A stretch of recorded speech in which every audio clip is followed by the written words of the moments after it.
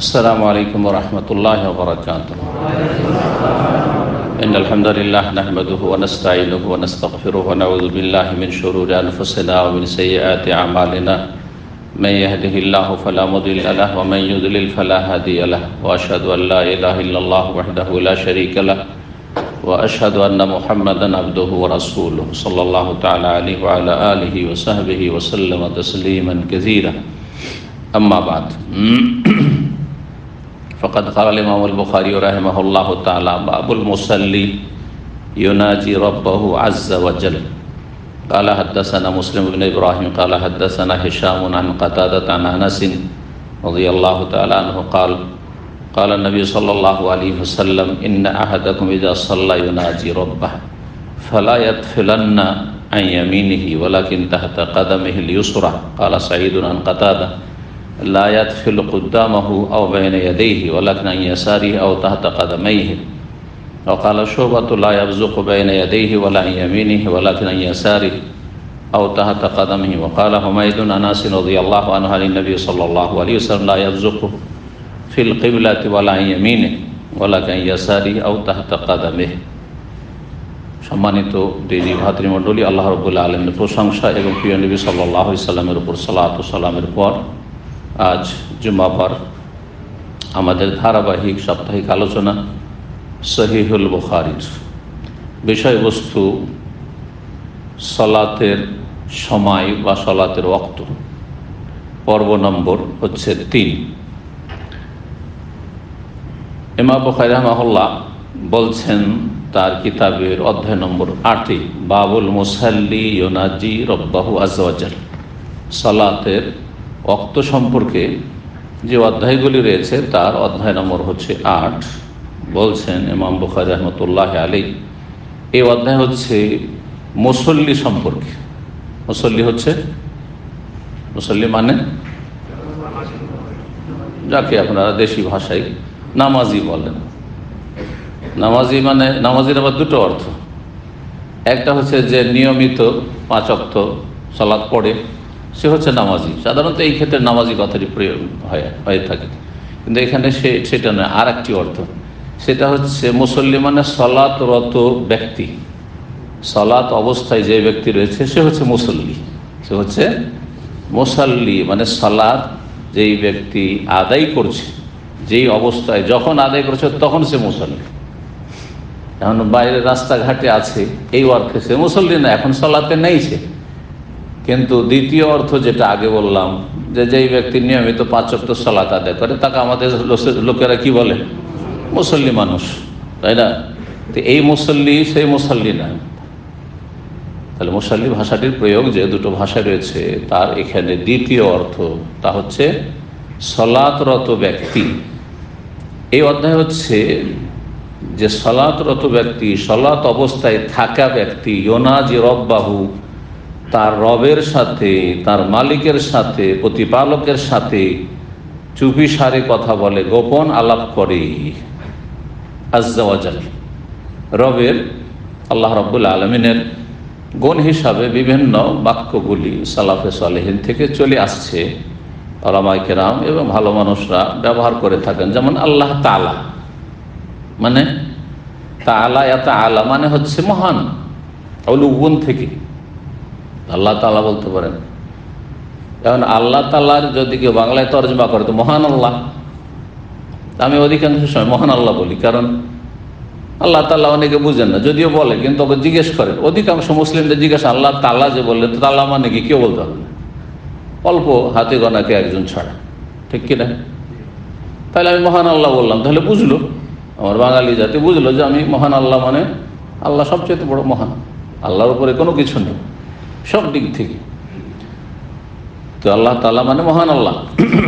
এইরকমই আল্লাহ সুবহানাহু মানে আল্লাহ পাক পবিত্র, আল্লাহ সমস্ত দোষ ত্রুটি, দুর্বলতা, ঘাটতি থেকে কি মুক্ত। সুবহানাহু, সুবহানাল্লাহ। সুবহানাহু হচ্ছে সুবহানাল্লাহ। আল্লাহ ইসিম জামির, এটা ইসিম জাহির, আর এটা হচ্ছে ইসিম জামির। সুবহানাহু মানে সুবহানাল্লাহ, সেই আল্লাহ যার পবিত্রতা ঘোষণা করছে, যিনি সমস্ত দোষ ত্রুটি থেকে, কমজোরি থেকে আইব থেকে পাক আল্লাহ সুবহানাহু। অনেকে আজকাল আল্লাহ সুবহানাহু ব্যবহার করছেন, এই প্রয়োগটা আগে থেকে চলে আসছিল, কিন্তু আমাদের সমাজে বাংলা ভাষায় ছিল না। বাংলা ভাষাতে ছিল আল্লাহ পাক। বক্তাদের আলোচনা কি আল্লাহ পাক বলেছেন, তাই না? তো আল্লাহ সুবহানাহু, তো আল্লাহ সুবহানাহু বলছেন বা শুনছেন, কিন্তু অর্থ বুঝলেন না। তো এইরকম বলে লাভটা কি? বলতে হবে বুঝে সুঝে। কিন্তু আমাদের মুসলিম ভাইরা অধিকাংশ ইসলাম পালন করে না বুঝে, না বুঝে ইসলাম পালন করে। তার একটা হচ্ছে আল্লাহ সুবহানাহু বলছেন বা শুনছেন, কিন্তু আল্লাহ সুবহানাহু মানে জিজ্ঞাসা করা হইলে এখন পর্যন্ত জানতেন না আল্লাহ সুবহানাহু মানে কি। আর একটি হচ্ছে আল্লাহ আজ্জা ওয়া জাল, আজ্জা ইজ্জত মানে ইজ্জত ওয়ালা, ইজ্জত থেকে, যিনি বড় ইজ্জত সম্মানের অধিকারী। জি, এই আজ্জা থেকে হচ্ছে আল্লাহর নাম হচ্ছে আজিজ, যিনি মহাপরাক্রান্ত, হ্যাঁ, যিনি সর্বজয়ী। এগুলো হচ্ছে আজিজের অর্থ, যিনি সব কিছুর ওপর শক্তিশালী, আজিজ। আজিজের বিপরীতে জলিল, যে কখনো কারো কাছে হেরে যায়, লাঞ্ছিত হয়ে যায় না। আল্লাহ সবসময় আজিজ, মহাজয়ী, আজিজ। তো আজ্জা থেকে আজিজ, আর জাল্লা থেকে জলিল। আল্লাহর একটি নাম হচ্ছে জলিল, এজন্য আব্দুল জলিল নাম রাখছেন। জলিল মানে মর্যাদা সম্পন্ন। জালাল থেকে, জাল্লা জালাল ওয়াবকা ওয়াজহু রাব্বিকা জুল জালাল। আল্লাহ হচ্ছেন জুল জালাল, যিনি জালাল ওয়ালা, তিনি জলিল। তার সিফাত হচ্ছে, গুণ হচ্ছে, গুণবাচক শব্দ হচ্ছে আল জলিল।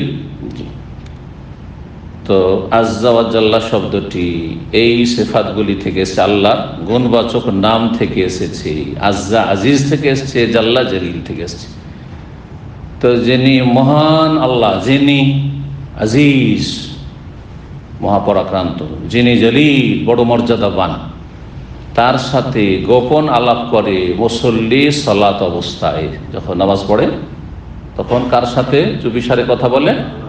আল্লাহর সাথে। যা বলছেন আল্লাহর সাথে। মানুষের সাথে কথা বলা হারাম। কেউ যদি কথা বলে তাকবীরে তাহরিমার পর থেকে শুরু করে সালাম ফিরা পর্যন্ত, তাহলে তার সালাত বাতিল। কারণ সালাত হচ্ছে আল্লাহর সাথে কথা বলার নাম, মানুষের সাথে কথা বলা নিষিদ্ধ। জি। তো মুসল্লি কি করে? না যায় ও নাজি, এর মাসদার হচ্ছে মোনাজাত।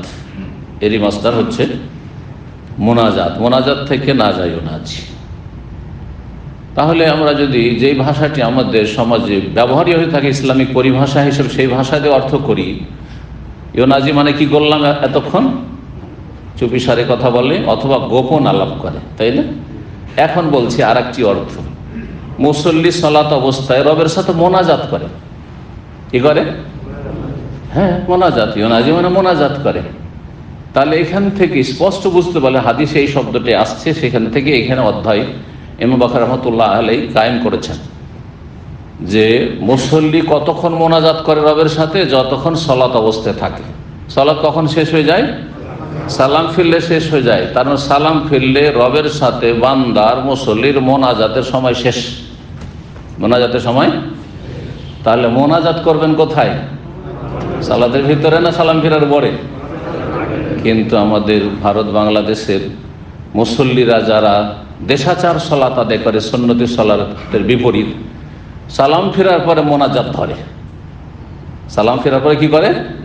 সম্মিলিত দোয়া করে, ইমাম দোয়া করবে, মুক্তাদিরা আমিন আমিন বললে, আর ওর নাম হচ্ছে, এই আমলটির নাম হচ্ছে মোনাজাত। মোনাজাত তো শেষ। হাদিসে কি বলা হয়েছে?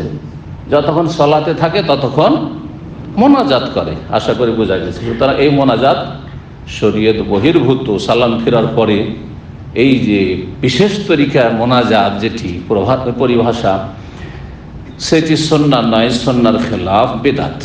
জি। একা একা কারো প্রয়োজন আছে, আপনি সালাতের মধ্যেও দোয়া করলেন। সালাতের মধ্যে কোন কোন জায়গায় দোয়া করতে হবে? বিশেষ করে যেই জায়গাতে যে কোনো দোয়া করতে পারেন, এবং দোয়া করার জন্য উৎসাহিত করা হয়েছে। দোয়া কবুলের বেশি বেশি চান্স রয়েছে। দুটো ক্ষেত্র রয়েছে। কি কি?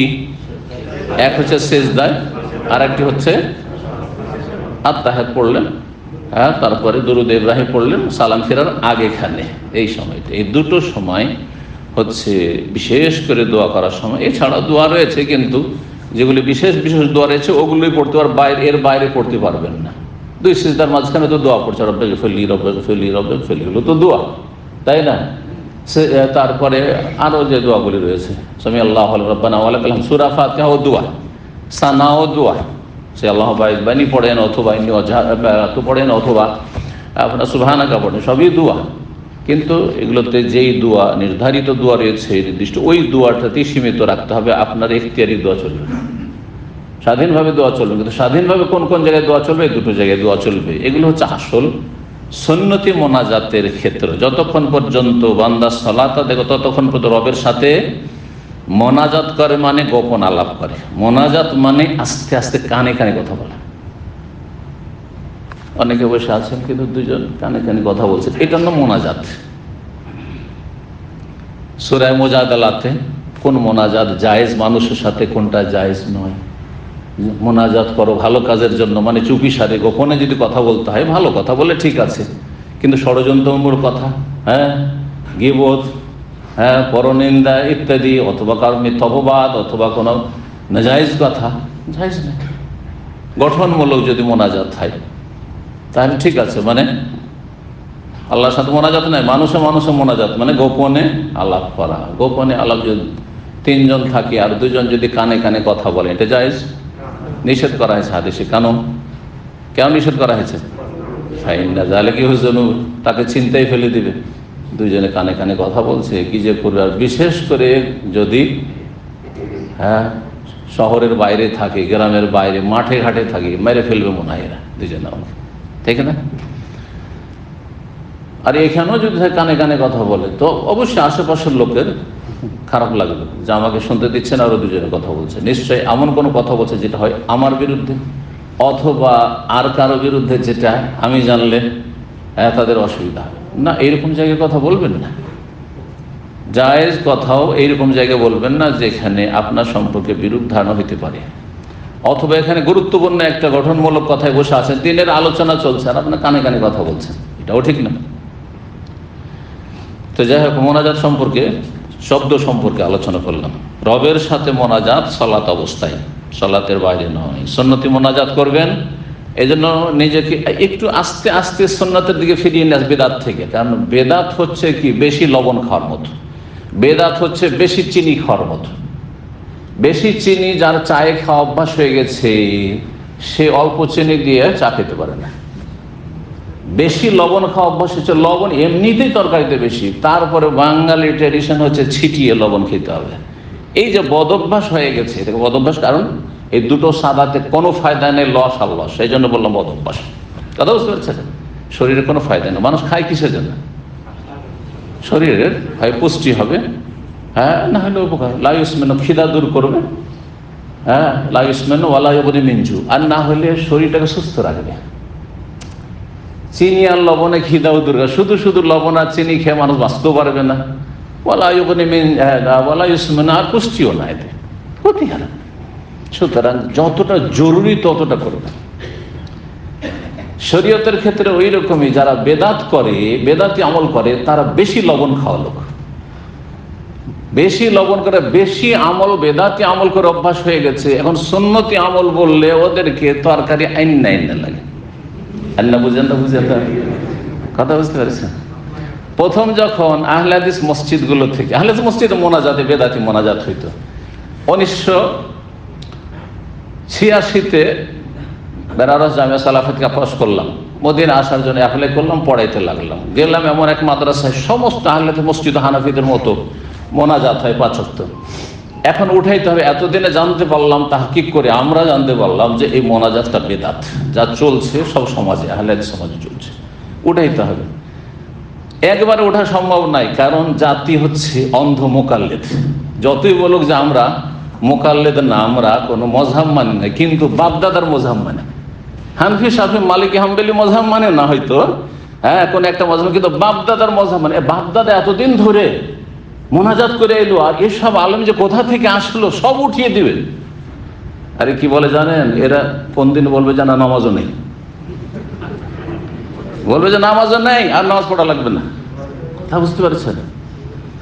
তো যখন প্রথম উঠাইলাম, যেই সময়টাই লোকজন কম, জুমাতে উঠা যাবে না, এখনো পরিস্থিতি ওই রকম খারাপ, উঠাইতে দেবে না, মারামারি শুরু করে দেবে, দুই দলে ভাগ হয়ে যাবে, কিছু আলেমদের পক্ষে আসবে, কিছু বিরোধী হয়ে যাবে, সমাজ জাহেল সমাজ। রাগ করবেন না আসলে, জি অন্ধত্ব। তো আসরে উঠিয়ে দিলাম, ফজর উঠিয়ে দিলাম, কারণ আসরে একটু লোক কম হয়, ফজরে একটু লোক কম হয়, অথবা জোহরে একটু লোক কম হয়, দিলাম উঠিয়ে। এক অক্ত দু অক্ত করতে করতে মাগরিব উঠিয়ে দিলাম, এশাতে উঠিয়ে দিলাম। এসে গ্রামের সর্দার সাহেব আর সেক্রেটারি সাহেব বলছে যে মৌলানা বলে, আমি অনুমতি করতাম বেশিরভাগ, যেহেতু তখন থাকতাম, এশাদিও হয়নি, মাদ্রাসায় থাকতাম সব স্টাফেরা। তো মৌলানা আপনারা তো মোনাজাত উঠিয়ে দিলেন। আমি বলি এটা তো নাই আসলে। বলছে বড় বড় আলেমরা করে এসছে, অমুক অমুক আলেম ছিলেন, অমুক ছিলেন, আপনি জানেন যে বড় বড় আলেম ছিলেন। বড় বড় আলেম যদি ভুল করে তা আমাদেরকে ভুল করতে হবে, তারা বুঝতে পারেনি, আমরা বুঝতে পেরেছি। আচ্ছা গেল। তারপরে বলছে যে মৌলানা আইনা লাগছে, উত্তর এখন যুক্তি দিয়ে বুঝাইতে হবে। তার মানে বেশি লবণ খাওয়া অভ্যাস হয়ে গেছে, এখন আপনাদেরকে একটা নিয়মিত যেটা স্বাভাবিক লবণ খেতে হয় অতটাতে নিয়ে আসছি, কিছুদিন এরকম আমল করবে তখন আর আইনা লাগবে না। তখন বুঝতে পারবেন যে সালাম ফিরলে সালাত শেষ, সালাম ফিরলে সালাত শেষ। এরপরে বাধ্যতা বসে থাকতে হবে, দোয়া করে দিতে হবে, দোয়া করতে হবে, অপেক্ষা করে আছেন, এমন দিকে চেয়ে বসে আছেন কখন মোনাজাত করছে। এটা হচ্ছে অতিরিক্ত লবণ খাওয়া, মানে বেদাত করা। কথা বোঝা গেছে? আল্লাহ বোঝার তৌফিক দান করুন। তো নবী সাল্লাল্লাহু আলাইহি ওয়াসাল্লাম হাদিস, আনাস রাদিয়াল্লাহু তাআলা আনহু বর্ণনা করেছেন, 531 নম্বর হাদিস। কালা নবী সাল্লাল্লাহু আলাইহি ওয়াসাল্লাম বলেছে, ইন্না আহাদাকুম ইযা সাল্লা, নিশ্চয় তোমাদের যে কেউ যখন সালাত আদায় করে, সালাত অবস্থায় থাকে, ইউনাজি রব্বাহু, তার প্রতিপালকের সাথে গোপন আলাপ করে, মোনাজাত করে, সালাত অবস্থায় গোপন আলাপ করে, ফালা ইয়াতফিলান্না, যখন গোপনে কথা বলছো তোমার রবের সাথে, মালিকের সাথে, সুতরাং আদব কায়দার খেয়াল অবশ্যই রাখতে হবে। মানুষের সাথে পাশাপাশি বসে থেকে থুতু ফেলতে পারবেন না। তাহলে মানুষের যিনি রব, যিনি রব্বুন নাস, মালিকুন নাস, ইলাহুন নাস,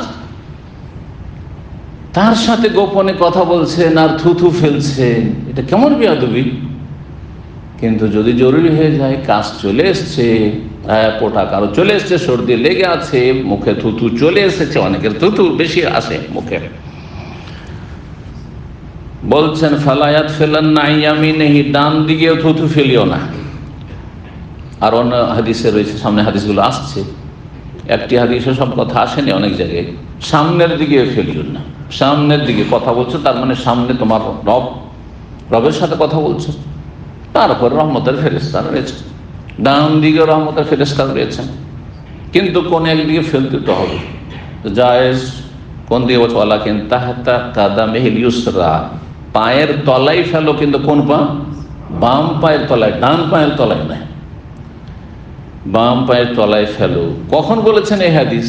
1400 বছর আগে যখন বলেছেন নবী সাল্লাল্লাহু আলাইহি ওয়াসাল্লাম, তখন মসজিদ নববীতে কোনো চাটাই পাটি বিছানো পর্যন্ত হইতো না।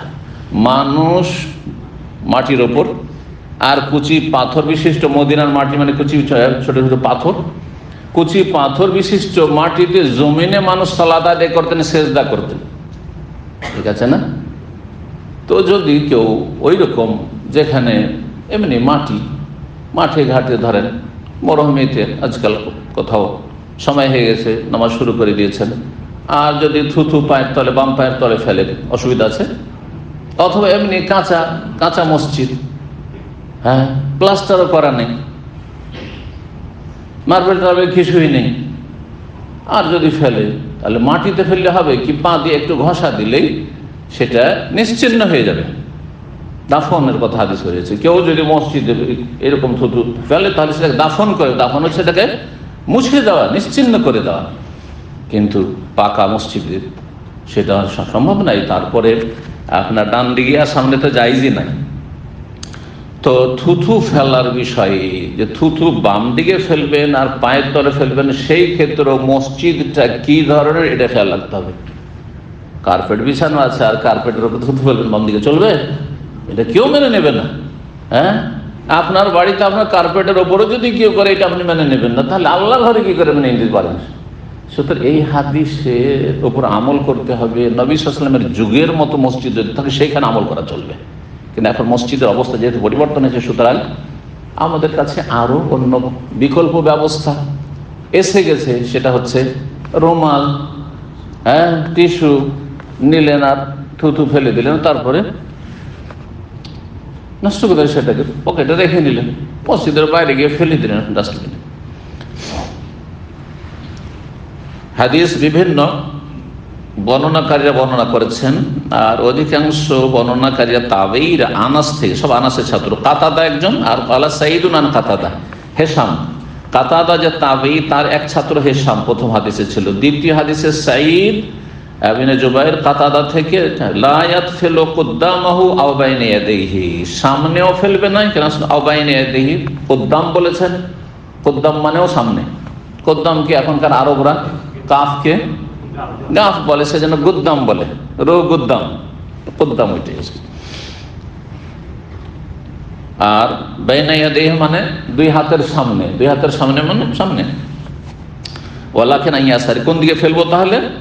সামনে ফেলবো না, বাম দিকে ফেলো। আও তাহাতা কাদমাই হে, দুই পায়ের নিচে, দুই পায়ের নিচে এই রিওয়ায়াতে রয়েছে, কিন্তু অন্য এটা আছে না, এক পায়ের কথা রয়েছে, তাহলে বোঝা ডান পায়ের নিচে নয়, ডান দিকে ফেলবে না। শোভা বর্ণনা করেছে ইমাম শোভা রাহিমাহুল্লাহ, লা ইয়াবযুকু, এখানে তাফেলা থুথু ফেলাকে আরবিতে বিভিন্ন শব্দ দিয়ে ব্যক্ত করা হয়েছে। তাফাল মানেও থুথু ফেলা, আর বাজাকা ইয়াবযুকু মানে থুথু ফেলা, বোজাক মানে থুথু, বোসাক মানে থুথু। বোসাক সদ দেওয়া হয়, সেন দেওয়া হয়, আবার বোজাক যা দেওয়া হয়, কাছাকাছি শব্দ, কিন্তু সবগুলির মানে কিন্তু থুথু। এরকম তাফাল মানে তাফাল, ইয়াতফাল মানে থুথু।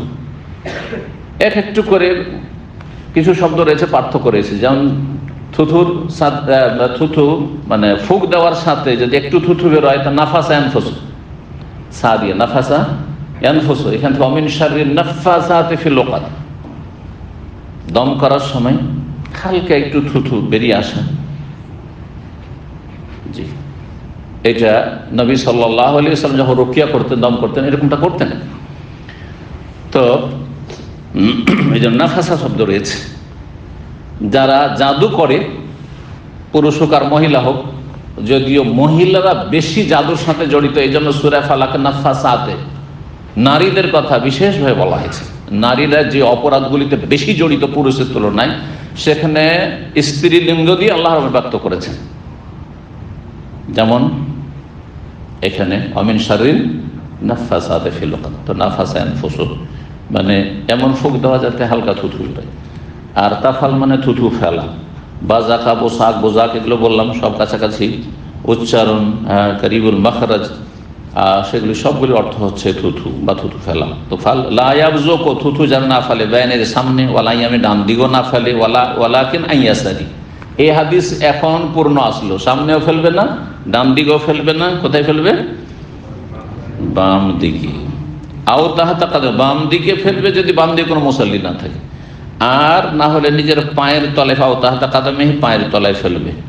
আনাস রাদিয়াল্লাহু তাআলা আনহু থেকে বর্ণনাকারী একজন তাবী হচ্ছেন কাতাদা, আর একজন হচ্ছে হুমায়দ আত-তাওয়িল রাহিমাহুল্লাহু তাআলা। আনাস রাদিয়াল্লাহু তাআলা বর্ণনা করেছেন নবী সাল্লাল্লাহু আলাইহি ওয়াসাল্লাম, তিনি বর্ণনা করেন, লা ইয়াবযুকু ফিল কিবলাতে, কিবলার দিকে, এখানে সামনে কথা নেই, কুদ্দাম নেই, বাইনা ইয়াদাইনি, কিবলাতে থুথু ফেলবে না, সামনের দিকে থু এইভাবে ফেলবে না। ওয়ালা ইয়ামিনি, ডান দিকে ফেলবে না, ওয়ালাকিন ইয়াসারিহি, বাম দিকে ফেলবে, আও তাহাতা কাদামে, পায়ের তলায় ফেলবে।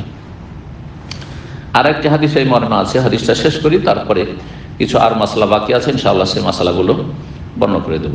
532 নম্বর হাদিস। বর্ণনাকারী সাহাবী আনাস রাদিয়াল্লাহু তাআলা আনহু, তিনি বলছেন, নবী সাল্লাল্লাহু আলাইহি ওয়াসাল্লাম থেকে বর্ণনা করে বলেন যে রাসূলুল্লাহ বলেছেন, এতাদেলু ফিস সুজুদ, তোমরা সিজদায় ভারসাম্য বহাল রাখো।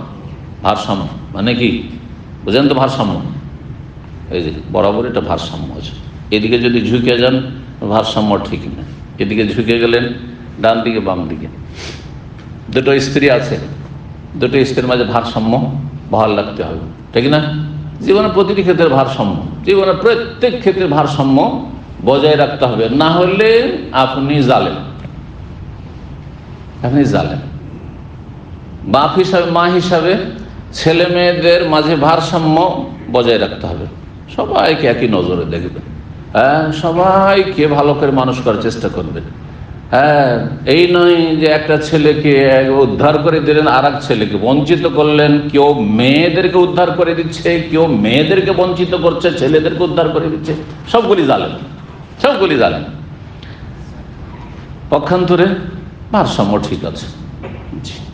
যার যে মর্যাদা, যার যতটা হক, ইন্নাল্লাহ কাদ আতা কুল্লি হাক্কিন হাক্কা, প্রত্যেক পাওনাদারকে, হকদারকে আল্লাহ হক দিয়ে দিয়েছেন। আল্লাহ দিয়েছেন, আপনি কেন দেবেন না?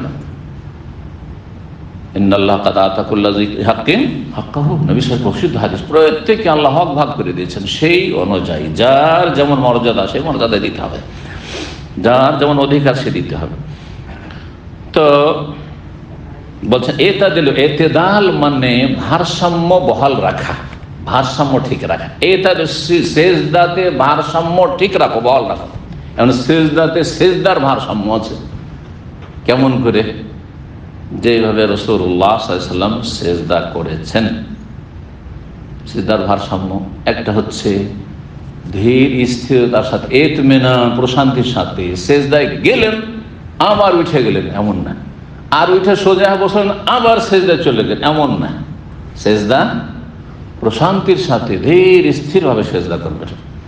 ইমাম কমপক্ষে 5 বার করে তাসবিহ করে, যাতে মুক্তাদি 3 বার বলতে পারে। কারণ সর্বনিম্ন উত্তম হচ্ছে 3 বার, সর্বনিম্ন। তো ইমাম যদি 3 বার বলে, তো মুক্তাদি অনেকে দুর্বল আছে, অনেকে অজ্ঞ আছে, তো 1 বার বলতে পারবে না, হয়তো যেতে যেতে উঠে যাবে। অনেক ইমাম এরকমটাই করে, ও মনে করে যে 3 বার বলে নিয়েছি, অনেক বড় কাজ করে দিয়েছি, তাড়াহুড়ে। না, আমার জন্য উচিত নয়। বরং তার বেশি হলে 5 বার, 7 বার, 9 বার, তারও বেশি বলতে থাকবে। অন্যান্য দোয়া করবে, যাতে করে মুসল্লি মুক্তাদিরা সময় পায়। সব দিয়ে খেয়াল রাখবে, সব দিয়ে খেয়াল রাখা ভারসাম্য।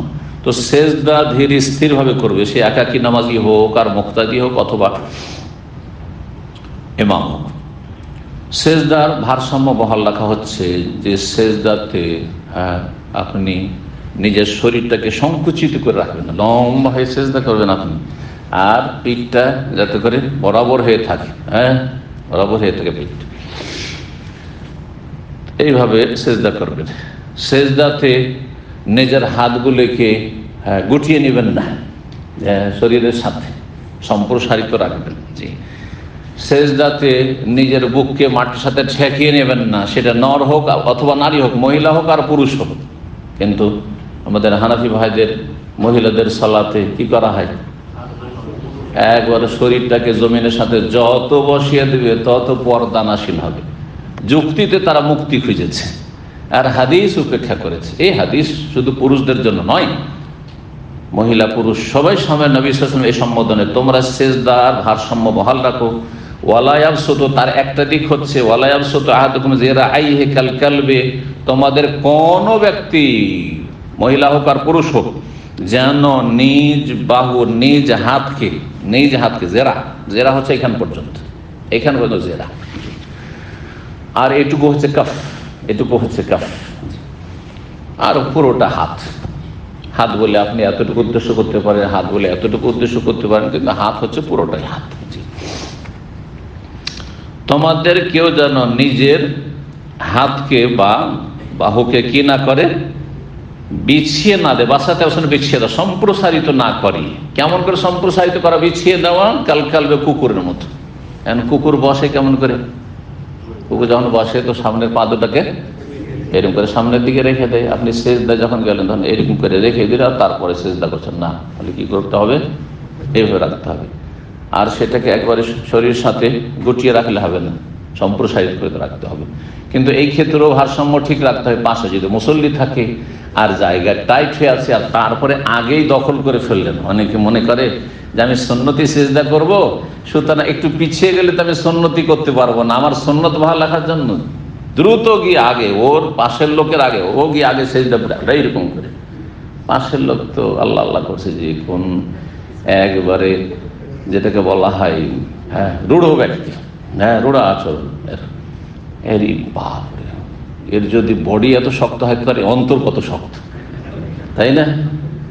নবী সাল্লাল্লাহু আলাইহি সাল্লাম বলতেন, মুসলিন বাইনা ইয়াদাই ইখওয়ানিকুম, তোমাদের ভাইদের সাথে নরম হয়ে যাও। ভাই সেজদা করতে আসছে, ও রাখতে পারছে না, তুমিও গুটিয়ে না, তুমি একটু এরকম করে না, যখন জায়গা আছে ঠিক আছে। তো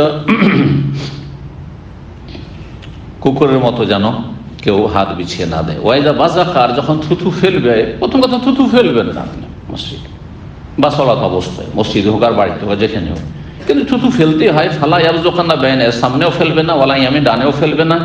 ফাইন্নামা ইউনাজি রাব্বা, কারো রবের সাথে গোপন আলাপ করছে, মোনাজাত করছে, আল্লাহর সাথে কথা বলছেন। সুতরাং এই অবস্থা বেয়াদবি, আপনি বিনা কাজে থুথু ফেলবেন। কিছু লোকের বদ অভ্যাস, এগুলো যখন প্রথম প্রথম দেখতাম আমাকে খুব কষ্ট লাগতো। মসজিদের বাইরে থেকে আসলো, কোনো কাশি টাশি নেই, যখন মসজিদে আসলো ছি ছা করা শুরু করলো, টিসু দিয়ে শুরু করলো। একটু তো চেষ্টা করতো যথাসাধ্য যে আমার প্রয়োজন না হয়। যদি একেবারে জরুরি হয় যে নাক দিয়ে বেরিয়ে চলে আসছে, মুখে চলে এসেছে, তখন সেটা আলাদা কথা। আর নাকে এখানে আছে, এখন ছি ছা করে বের করে তারপরে তখন আপনি ঠিক, এগুলো আসলেই সলাতের খুশুর পরিপন্থী। যাদের সলাতে খুশু নেই, বডিটা কোনো রকম নামাজ পড়ে আর অন্তর আসলে নামাজ পড়ে না, তাদের অবস্থা এমনটা যেন না হয়। কিন্তু জরুরি হলে অবশ্যই করবে, এমন নয় যে নাক দিয়ে সর্দি চলে আসছে আর তারপর না একটু যে বুকে হাত বেঁধে আছি, এটাকে এই হিলানো যাবে না, পকেট থেকে টিস্যু বের করা যাবে না, হারিয়ে পোটা বেরিয়ে চলে আসছে, চলবে? তো বাড়াবাড়িও নেই, ছাড়াছাড়িও ইসলামে নেই, যে মধ্যম পন্থায় না।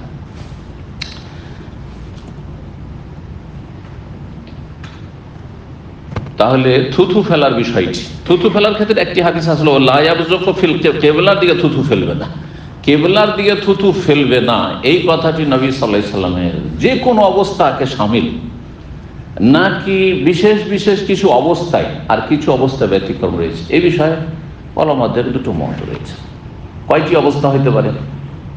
প্রথম একটি অবস্থা যে আপনি থুথু ফেলছেন সালাত অবস্থায়, এক নম্বর কি নামাজ অবস্থায় আছেন, দুই নম্বর মসজিদে আছেন, মসজিদে আছেন আর কিবলার দিকে, তাহলে জায়েজ না না জায়েজ? না জায়েজ। এক তো নামাজ অবস্থায় আছেন, দুই নম্বর হচ্ছে মসজিদে আছেন। দ্বিতীয় অবস্থা হচ্ছে যে আপনি মসজিদে আছেন কিন্তু নামাজ অবস্থায় না, মসজিদে আছেন নামাজ অবস্থায় না। তো মসজিদের ভিতর থেকে দেখে কিবলার দিকে জানালা আছে, জানালা দিয়ে থুতু ফেলছে, এটাও ফেলবো। অথবা মসজিদের ভিতরে হইলো বা বাইরে হইলো, কিবলার দিকে, এইদিকে জানালা আর কিবলার দিকে আপনি থুতু ফেলছেন, এটাও করবেন না, নিষেধ। তিন নম্বর অবস্থা কি হইতে পারে? তিন নম্বর অবস্থা থুতু ফেলছেন মসজিদের বাইরে কিন্তু সালাত অবস্থায়, থুতু ফেলছেন মসজিদের ভিতরে, মসজিদের ভিতরে না সালাত অবস্থায়, বললাম সালাত অবস্থায় কিন্তু মসজিদের বাইরে, এটা না বললাম। তৃতীয়, সালাত অবস্থায় কিন্তু সালাত পড়ছেন মসজিদের বাইরে, কোনো জায়গায় মাঠে ঘাটে কোথাও নামাজ পড়ছেন সালাত অবস্থায়, তো কিবলার দিকে থুতু ফেলা যাবে না? কিবলার দিকে ফেলা যাবে না। কয়টি অবস্থা হইল? চার নম্বর অবস্থা কি বাঁচতে পারে? থুতু ফেলছেন না মসজিদে না নামাজ অবস্থায়, মসজিদেও না আর সালাত অবস্থায় নাই, থুতু ফেলছেন কিবলার দিকে, এমনি চলতে চলতে থুতু ফেলছেন, হাঁটছেন, এখানে ধরেন কিংস রোড দিয়ে আর রোডটা গেছে কিবলার দিকে যাচ্ছে, ওইদিকে হেঁটে যাচ্ছেন আপনি, আর বলছে থুতু ফেলছেন। এখানে একটি কথা বলে রাখা ভালো হবে যে আমাদের বাঙালিদের অথবা ভারতীয়দের একটা খারাপ অভ্যাস আছে, রাস্তাঘাটে থুতু ফেলা। কারণ দেশে পেচার পেচার করে পানের কি বলে ওটাকে, পানের পিক, এই পানের পিক ফেলা বদ অভ্যাস থেকে থুতু ফেলা বদ অভ্যাস থেকে গেছে। একদিন ও টেলিফোনের সামনে দেওয়া হেঁটে আসছে আর একটা লোক আর বাতাস, আল্লাহ বাঁচিয়েছে, তারপরে মনে হলো যে গায়ের কাছে এসে পড়লো। কত একটা অরুচি লাগে, কত একটা মুসলিম সমাজ একটা ঘৃণা ছড়ায়, কত একটা অসভ্যতা, তাই না?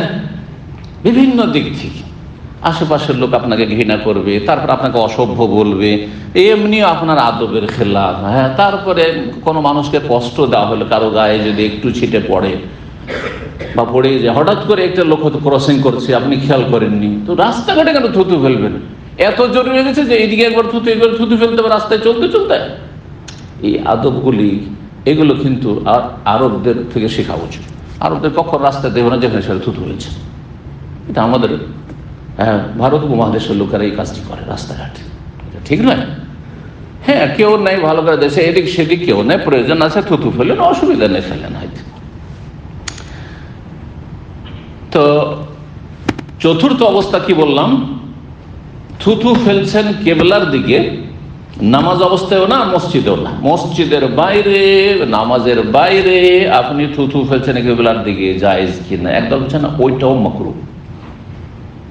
এই হাদিসকে একবার আম করে দিয়েছে কি, যে লা ইয়াবযুকু ফিল কিবলা, কেবলার দিকে থুতু ফেলবে না, নামাজ অবস্থায় হোক, মসজিদে হোক, খারেজাল মসজিদ হোক, খারেজাল সালাত হোক।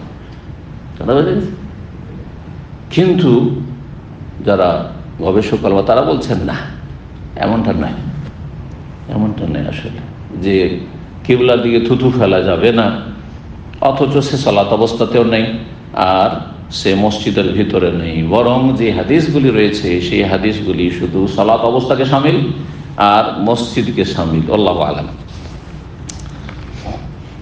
তারপরে বলছেন ফাইনামেনাজি রব্ব হয়ে গেছেন। 9 নম্বর অধ্যায় বলছে বাবন, এই অধ্যায় হচ্ছে আল ইবরার বিজোহরে ফি শিদ্দাতিল হার, জোহরকে ঠান্ডা করে আদায় করা, ফি শিদ্দাতিল হার, প্রচন্ড গরমের দিনে। গ্রীষ্মকালে যখন প্রচন্ড গরম দুপুরবেলা থাকে তখন জোহরকে ঠান্ডা সময় আদায় করা। আবরাদা ইউবরদ মানে ঠান্ডার সময় আদায় করা, বারদ থেকে। বারদ মানে কি? বারদ মানে ঠান্ডা, বারদ মানে ঠান্ডা। এখান থেকেই আপনার এই কুলারগুলোকে কি বলছে? বাররাদা বলছে, জানেন না? ঠান্ডা করে জোহর আদায় করা, ফিসেদের রোদের প্রখরতার সময়, যখন প্রচন্ড রোদ থাকবে। আরব দেশে কত গরম, এমনি আমাদের দেশে প্রচন্ড গরম, কিন্তু গরমের সময় গরম, ঠান্ডার সময় ঠান্ডা আমাদের দেশে। হ্যাঁ, সৌদি আরবেও বিভিন্ন এলাকা বিভিন্ন রকম অবস্থা, বিভিন্ন রকম অবস্থা। তো বিশেষ করে মক্কা, মদিনা, রিয়াদ এগুলো জায়গায় গরমের সময় প্রচন্ড গরম। হ্যাঁ, প্রচন্ড গরম। আবার ঠান্ডার সময় মদিনায়, রিয়াজে প্রচন্ড ঠান্ডা, কিন্তু মক্কাতে, জেদ্দায় ঠান্ডার সময় অত ঠান্ডা নয়। দাম্মামে ঠান্ডার সময় অত ঠান্ডা না। দাম্মামের আবহাওয়াটা হচ্ছে কি স্থায়ী নয়, খুব তাড়াতাড়ি রদ বদল হয়, কয়েক ঘন্টার মধ্যে এদিক সেদিক, কয়েক ঘন্টার মধ্যে সেদিক। এটা অনুভব করেন না? করেন না আপনারা? জি। তো যাই হোক, এই মাসলা কি মাসলা? গরমের দিনে জোহরকে বিলম্বে পড়া। হাদিস একটা পড়ি, তারপরে কতটা বিলম্ব করা যাবে, আর বিলম্ব করা উত্তম তো কতটা বিলম্ব করা উত্তম, এটা উত্তম না জরুরি, ওয়াজিব, এই মাসলাগুলো। 533 নম্বর এবং 534 নম্বর হাদিস, একই সাথে দুটো নাম্বার দিয়েছেন যারা নাম্বারিং করেছেন। নাম্বারিং কিন্তু ইমাম বুখারী করেননি, আর ইমাম বুখারী ছাত্ররাও করেননি। এই যে 25-50 বছরের মধ্যে এই যে তারকিম যেটাকে বলা হয় হাদিসের নাম্বারিং করা, এটা 25-50 বছরের ভিতরে এই খেদমতগুলো হয়েছে মানুষের সুবিধার্থে। যখন এই আপনার হাদিসের নাম্বার বলা বা হাদিসের নাম্বারটা থাকলে সুবিধা হলো যে এই হাদিসটা বুখারীতে আছে, মুসলিম আছে, হাদিস নম্বরে এত। এই যে গবেষণা শুরু হলো, বিশেষ করে আপনার এমফিল এবং পিএইচডি করা, এই যে আপনার গবেষণামূলক যেসব থিসিসগুলো হয়ে থাকে, এগুলোতে এসব রেফারেন্সের প্রয়োজন বোধ করলো, তখন এই খেদমতগুলি শুরু হলো। আসলে এটা অনেকটা সুবিধা করেছে, কিন্তু নাম্বারিংও পার্থক্য আছে অনেক সময়। যেমন এখানে বিষয়বস্তু একটি, সনদ দুটি। তখন কি কোন যারা গবেষক নাম্বারিং করেছেন তারা করেছেন কি, বিষয়বস্তু যেহেতু একটি, মতন একটি, হাদিস দুটো বিষয়ের সমষ্টির নাম। হাদিস হচ্ছে দুটো বিষয়ের সমষ্টির নাম। কি হাদিসের দুটো জিনিস রয়েছে, একটা হচ্ছে সনদ মানে সূত্র, বর্ণনাকারীদের সিলসিলা, যে আর একটা মতান মানে আসল বিষয়বস্তু। বিষয়বস্তু একটাই, কিন্তু সনদ দুটো রয়েছে। তাহলে মুহাদ্দিসিনদের প্রাচীন যুগে যে নীতিমালা ছিল সে অনুযায়ী হাদিস দুটি, কারণ সনদ দুটি। হ্যাঁ, কিন্তু আসলে হাদিসের বিষয়বস্তু যেহেতু একটি, তো মোটা কথা একটি হাদিস, তা কেউ এটাকে একটা নম্বর দিয়েছে, কেউ দুটো নম্বর দিয়েছে। এই জন্য বুখারীর বা অন্যান্য হাদিসের কিতাবের হাদিস সংখ্যা গণনায় ইখতিলাফ হয়েছে, ইখতিলাফ দেখা দিয়েছে। এটা আপনারা সহজে, বুখারীর একটা অনুবাদ আছে না বাংলাদেশে, হ্যাঁ, আগের অনুবাদগুলি, একটা আধুনিক প্রকাশনী, আর একটা আর কিছু আছে না, নাই? তারপরে তৌহিদ পাবলিকেশন, তৌহিদ প্রকাশনটা তৌহিদ পাবলিকেশন নাম চেঞ্জ করলো, এখন আরোগুলো এসেছে। তো এগুলোতে নাম্বারিংয়ে পার্থক্য আছে, কিন্তু নাম্বারে পার্থক্যটা এই কারণে হয়েছে। অনেকে সাদা সিধা মানুষ, আরে বুখারী এইখানে 1 নম্বর, এখানে নম্বর, কি রে, এরা কি হাদিস চুরি করেছে নাকি, না কমিয়ে দিয়েছে নাকি? ঠিক না? না না, আসলে বুঝতে পারছেন না বিষয়গুলি, এগুলো বুঝতে হয়। তো হাদিস দেখেন, এখানে সনদ দেখলে বোঝা যাবে। হাদাসানা আইয়ুব বিন সুলাইমান ক্বালা হাদাসানা আবু বকর আন সুলাইমান ইবনে বেলাল ক্বালা সালেহ বিন কায়সান। এই যে ক্বালা সালেহ বিন কায়সান, এক সুলাইমান বেলাল পর্যন্ত হয়ে গেল। ইমাম বুখারীর ওস্তাদ আইয়ুব বিন সুলাইমান, তার ওস্তাদ আবু বকর, তার ওস্তাদ হচ্ছে সুলাইমান বিন বেলাল। হ্যাঁ, তারপরে ইমাম সালেহ বিন কায়সান বলছেন হাদাসানাল আরাজ, আমাদেরকে হাদিস বয়ান করেছেন আরাজ আব্দুর রহমান। এই আরাজ তিনি খোঁড়া ছিলেন, আরাজ মানে ল্যাংড়া, খোঁড়া, তিনি খোঁড়া ছিলেন। নাম ছিল আব্দুর রহমান ইবনে হুরমুজ, তাবেঈ, কিন্তু তাকে সেই যুগের লোকেরা আরাজ, খোঁড়া বলে চিনত। কোন আব্দুর রহমান? বলছে আরাজ, ওই যে খোঁড়া আব্দুর রহমান। তো কারো এইরকম যদি শারীরিক দোষ ত্রুটি থাকে, তো সেটা বলা জায়েজ না জায়েজ নয়? জায়েজ, সবসময় জায়েজ। হ্যাঁ, এই মাসলা বলেছি কয়েকদিন আগেও, যারা নিয়মিত আসেন, যদি রাগ না করে তো জায়েজ, আর রাগ যদি করে তাহলে জায়েজ নাই। কেউ যদি মোটা থাকে আর যদি এই মোটু, রাগ করবে না, করবে না, তাহলে জায়েজ নাই। আর যদি বন্ধু মানুষ, একটু রসিকতা করে বললেন, আর জানেন যারা, কিন্তু বন্ধু অনেক সময় কিন্তু রেগে গেলে মহা মুশকিল, সারা জীবনে বন্ধুত্ব শেষ হয়ে যায়, হয় না, হয় না? সেজন্য হ্যাঁ, আপনি বন্ধুর সাথে বেশি কুস্তি করতে যাবেন না, বেশি মজাক করা মানে বেশি কুস্তি করা, বিপদ নিয়ে আসবে। তো আব্দুর রহমান আল আরাজ থেকে বর্ণনা করেছেন সালেহ বিন কায়সান, ওয়াগাইর অন্যান্যরা বর্ণনা করেছেন আবু হুরায়রা থেকে। আবু হুরায়রা থেকে তো আরাজের ছাত্র সালেহ বিন কায়সান, আরাজের ছাত্র হচ্ছে সুলাইমান বিন বেলাল। তো দুটো সনদ হয়ে গেল, এই জন্য দুটো নাম্বার দিয়েছে এখানে। আর সাহাবী হচ্ছেন আবু হুরায়রা রাদিয়াল্লাহু তাআলা আনহু, নাফে আব্দুল্লাহ বিন ওমরের, নাফে মওলা আব্দুল্লাহ বিন ওমরের স্বাধীনকৃত গোলাম, তিনি বর্ণনা করেছেন আব্দুল্লাহ বিন ওমর থেকে। বরং এখানে সাহাবীও দুইজন।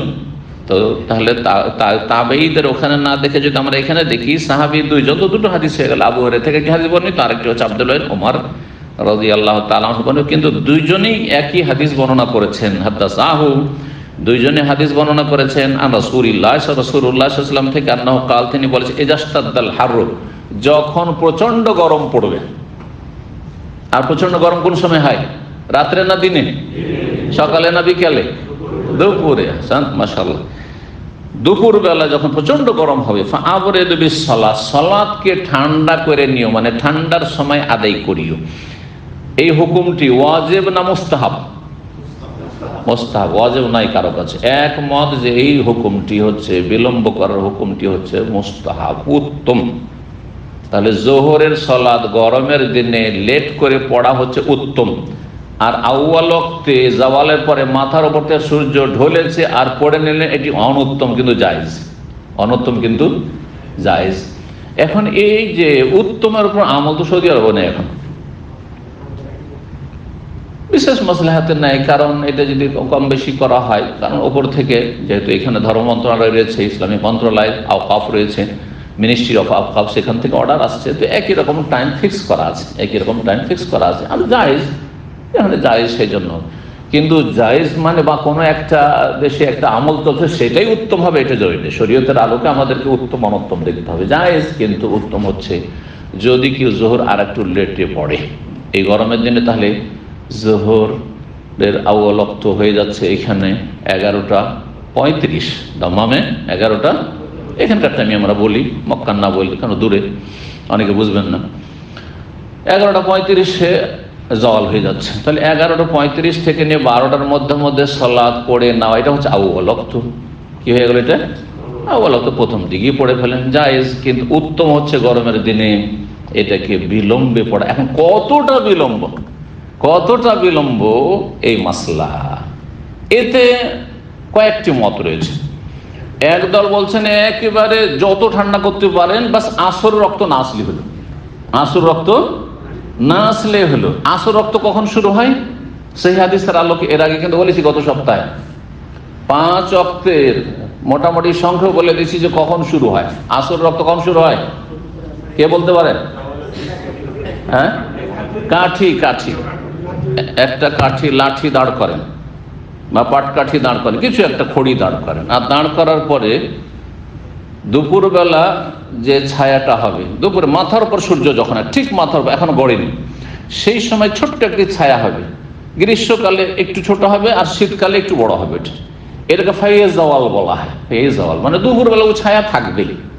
আপনি যখন হাঁটেন একটা ছায়া থাকে না আপনার, ঠিক মাথার উপর সূর্য, তখনও যদি হাঁটেন একটু ছায়া থাকবে, আপনার ছায়া পড়বে, কিন্তু ছোট হয়ে পড়বে। হ্যাঁ, ছোট হয়ে পড়বে সেটা। শীতকালে একটু লম্বা হবে ছায়াটা, আর গ্রীষ্মকালে আরো কম হয়ে যাবে। এটার নাম হচ্ছে ফাইয়ে জাওয়াল ফিকহের ভাষায় বা হাদিসের ভাষায়। এইটুকু বাদ দিয়ে এক কাঠি সমান সূর্য যাচ্ছে কোন দিকে? পশ্চিম দিকে যাচ্ছে, তাই না? তাহলে ছায়াটা কোন দিকে পড়বে? বিপরীত দিকে পড়বে।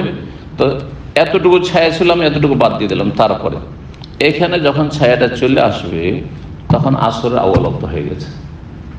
এক কাঠি পরিমাণ যখন হয়ে গেছে তখন আসরের আউয়াল ওয়াক্ত হয়ে গেছে। তাহলে কতটা ঠান্ডা করে বিলম্ব করে জোহর পড়বো গরমের দিনে? একদল উলামায়ে কেরাম বলছেন যে আসরের হওয়ার একটু আগ পর্যন্ত, হ্যাঁ, আসরের ওয়াক্ত না যেন ঢুকে না যায়, এক কাঠি পরিমাণ না হয়ে যায়। তাহলে আসর হচ্ছে আজকাল 3টে 5-7 3টা 5-7 আসর হচ্ছে। তাহলে 2:45 কেউ যদি জোহর পড়ে, এটা হচ্ছে ইবরাত তাদের কাছে। এটা হচ্ছে সবচেয়ে বেশি ঠান্ডা করে করার ফতোয়া। আর এটা অনেকে বলেছেন, কিন্তু এর উপর কি আমল করে না। বরং আজকাল যদি কোনো মসজিদে এরকম জামাত হয় 2:30টার সময় 2টার সময়, তো বেদাতি ফতোয়া দিয়ে বসে থাকবেন আপনারা অনেকে, সে আকীদার ভাইরা। কিন্তু এটা বাস্তব, এটা বেদাত নয়। এটা কেউ যদি এরকম করে, কিন্তু একা একা নয় যে গোটা গ্রামের লোক নামাজ পড়ে, আমি জামাতের ওয়াজিব ছেড়ে আমি মুস্তাহাব আমল করার জন্য 2:30টার সময় 2টার সময় পড়বো, চলবে? কারণ জামাতে সালাত আদায় করা ওয়াজিব, আর এটা হচ্ছে মুস্তাহাব, করলে ভালো, না করলে অসুবিধা। বুঝা গেছে?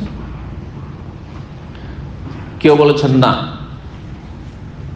যখন এটার অর্ধেক কাঠি হবে, এক কাঠির পরিমাণ যদি হয়ে যায় তাহলে আসর হয়ে গেল অর্ধেক কাঠি। কেউ বলছেন না 1/3 অংশ। তার মানে কেউ হয়তো বলতে চাইছেন যে 1টার সময় 1:30টার সময়, এগুলো হচ্ছে বিভিন্ন মত। এক কথায় লেট করে পড়া যেতে পারে।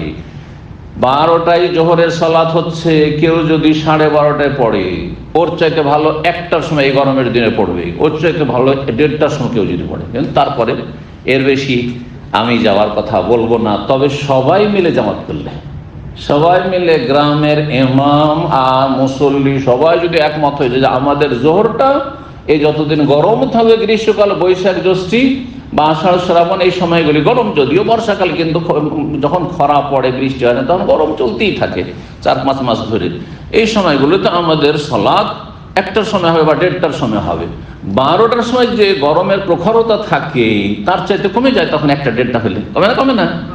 তো এইটা বেশি ভালো, এটা বেশি ভালো। বিশেষ করে যখন মুসল্লিরা দেখছেন যে দূর দূরান্ত থেকে মসজিদ দূরে আসতে হচ্ছে আর বড়ই কষ্ট, তখন কিন্তু যদি দেখা যায় যে মসজিদের পাশেই সব বসবাস করে, দূর থেকে মুসল্লি তেমন কেউ নেই, তাহলে কোনো অসুবিধা নেই। আরব দেশে প্রচন্ড গরম হইলেও এখানে অধিকাংশ লোক আপনার গাড়িতে আসে গরমের সময়, দেখেছেন হয়তো, এরা সব গাড়ি নিয়ে মসজিদে আসে, তো অসুবিধা নেই।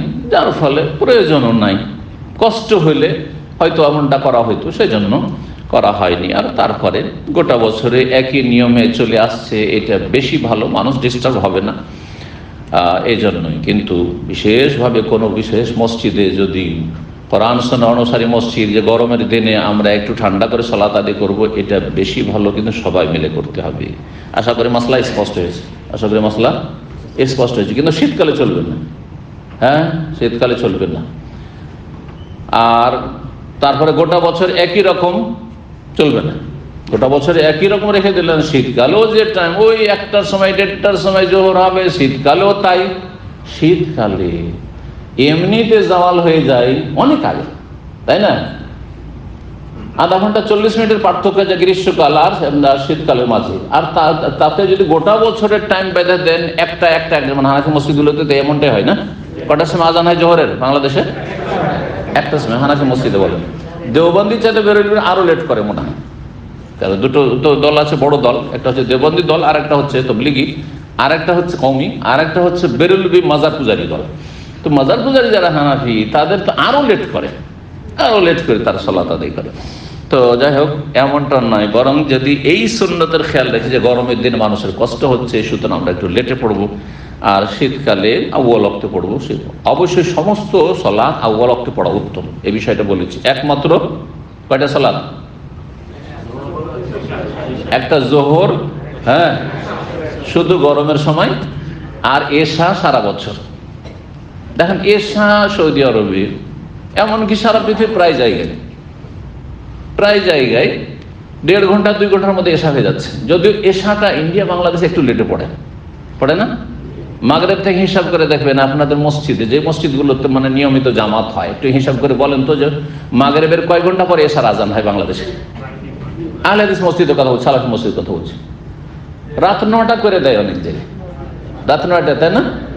হয়তো বেলা ডুবছে 6:30, ম্যাক্সিমাম 6:30 ধরে, 6:30 বেলা ডুবছে, আর 9টার সময় এশা হচ্ছে। তাহলে কত ঘন্টা হইল? 2.5 ঘন্টা।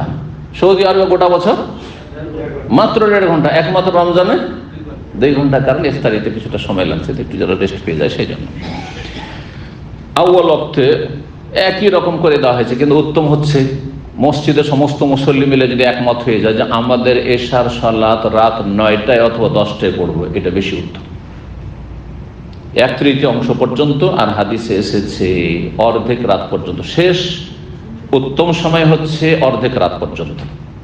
আর নিরুপায়ের জন্য অনিচ্ছাকৃত কারো লেট হয়ে গেছে আর সে ফজর আগে যদি আদায় করে, তাহলে সেটাকে ওয়াক্তে কাজা বলা যাবে না, কিন্তু ওয়াক্তে ইজতিরার, শখ করে ইচ্ছা করে শুয়ে গেল আর তারপরে উঠে রাত 2-3টে এশা পড়ছে, গুনাহগার অবশ্যই, কারণ সেই ব্যক্তি অবহেলা করছে, গাফিলতি করছে। কিন্তু যদি অনিচ্ছাকৃত কেউ নিরুপায় হয়ে যায়, তাহলে সেটা ফজর আগ পর্যন্ত আদায় করলে সেটা ওয়াক্তের ভিতরেই থাকবে। তো হাদিসটা শেষ করি, হাদিস শেষ করা হয়নি, মাসলাগুলো শেষ করি। ইজাস্তাদাল হাররু, যখন প্রচন্ড গরম পড়ে, ফাবরিদু বিসসালাতে, তখন সালাতকে ঠান্ডা সময় আদায় করিও, মানে জোহরের সালাতকে। ফাইন্না শিদ্দাতাল হাররি মিন ফাইহি জাহান্নাম, কারণ দর্শাচ্ছেন নবী সাল্লাল্লাহু আলাইহি ওয়াসাল্লাম কি জন্য এই গরমটা আসে। দুপুরবেলা গ্রীষ্মকালে এত গরম কেন, গ্রীষ্মকালে এত গরম কেন, এই গরমটা কোথা থেকে আসে? নবী সাল্লাল্লাহু আলাইহি সাল্লাম ওহী মারফত কথা বলেছেন, ওমা ইয়ানতিকু আনিল, নিজের পক্ষ থেকে বলেননি। আমরা বুঝি আর না বুঝি, সায়েন্স সেটা উদ্ঘাটন করুক আর না করুক, সায়েন্স সেটার বিপরীত বলুক আর পক্ষে বলুক আর বিপক্ষে বলুক, তাতে আমাদের যায় আসে না। নবী সাল্লাল্লাহু আলাইহি ওয়াসাল্লাম কি বলেছেন? ফাইন্না শিদ্দাতাল হাররি মিন ফাইহি জাহান্নাম, কারণ এই গ্রীষ্মকালের গরমের প্রখরতা জাহান্নামের ভাপের অন্তর্ভুক্ত, জাহান্নামের ভাপের অংশ। ফাইহন, যখন গরম পানি টকবক করে ফুটে আর যে ফুটছে আর এই যে গরমটা বেরোচ্ছে, হ্যাঁ, সেখান থেকে এটা কি বলা হয়? ভাপ উঠছে। আপনারা দেখেছেন আপনার এই আখের রস থেকে গুড় তৈরি করতে, হ্যাঁ, তার পাশে সেটাকে কাড়াই বলে না? আমরা ছোটকালে খুব এগুলো খেয়েছি আর বসেছি, ওখানে দাঁড়িয়েছি, আর কত যে অ্যাক্সিডেন্ট হয়েছে, দুর্ঘটনা এসব শোনা যাবে যেত সেই যুগে। তো কি যে গরম থাকে ওখানে দাঁড়ানো, তাই না? এটা কিসের? ওই যে আপনার চুলার ভাপ, হ্যাঁ, বা ওই যে ফুটছে ওর ভাপ এটা। তো জাহান্নামের একটা ভাপ আছে, জাহান্নামের আগুন 70 গুণ তার তাপ বেশি দুনিয়ার আগুনের তুলনায়। নবী সাল্লাল্লাহু আলাইহি ওয়াসাল্লাম বলেছেন 70 ভাগের 1 ভাগ হচ্ছে নারকুম আজি, দুনিয়ার এই তোমাদের আগুন। আল্লাহ আমাদেরকে আল্লাহ আজিনা মিনান নার, জাহান্নামের আযাব থেকে রক্ষা করে, জাহান্নামের আগুন থেকে রক্ষা করে। তো জাহান্নামের ভাপের অন্তর্ভুক্ত হচ্ছে এই গ্রীষ্মকালে রৌদ্রের প্রখরতা, দুপুরবেলা এটা যে পাচ্ছ সেটা জাহান্নামের ভাপের অংশ। এই জাহান্নামের ভাপের অংশ এটার অর্থ কি? এই মর্মে যারা ভাষ্যকার তারা দুটো ব্যাখ্যা করেছে। একটি হচ্ছে আলাল হাকিক, আসল অর্থেই রয়েছে, যে কথা বলেছেন নবী সাল্লাল্লাহু আলাইহি ওয়াসাল্লাম, যেটি এর অর্থ সেটাই বাহ্যিক অর্থে হচ্ছে গ্রহণযোগ্য, আর এটি বেশি নিরাপদ। এই অর্থটি হচ্ছে নিরাপদ, কারণ নবী সাল্লাল্লাহু আলাইহি ওয়াসাল্লাম এইভাবে বলেছেন, যেভাবে বলেছেন সেভাবে আমরা ঈমান নিয়ে আসলাম।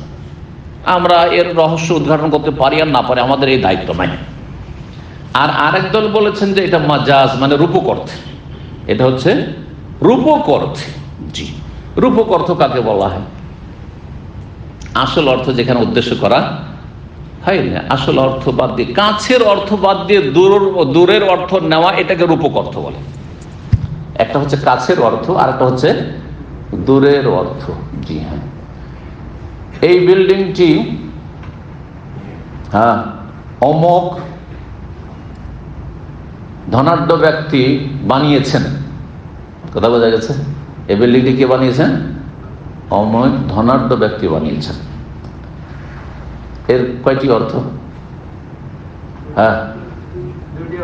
দুটি অর্থ। একটা হচ্ছে আসল আর একটা রূপক। এখানে আসল অর্থে আছে না রূপক অর্থে আছে? ধনাঢ্য ব্যক্তি ফান্ডিং করেছে, পয়সা দিয়েছেন, কিন্তু উনি রাজমিস্ত্রি না, ঠিক না? আসল বানিয়েছে কে? রাজমিস্ত্রিরা বানিয়েছে। কথা বোঝা গেছে না?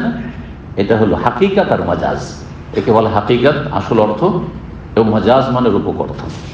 তো এই বিষয়ে একদল বলছেন যে এটা রূপক অর্থ রয়েছে। তাহলে কি অর্থ? ফাইনা সিদ্দাতাল হাররি, যে এই যে গরম, প্রচন্ড গরম তোমরা অনুভব করছো গ্রীষ্মকালে, সেটা জাহান্নামের ভাপের সদৃশ্য।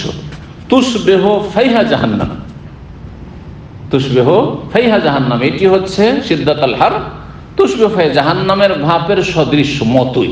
জাহান্নামের ভাপ যেমন প্রচন্ড গরম, তারই একটা অংশ ওই রকমই হচ্ছে এই গরম, গ্রীষ্মকালের এই দুপুর বেলার গরম।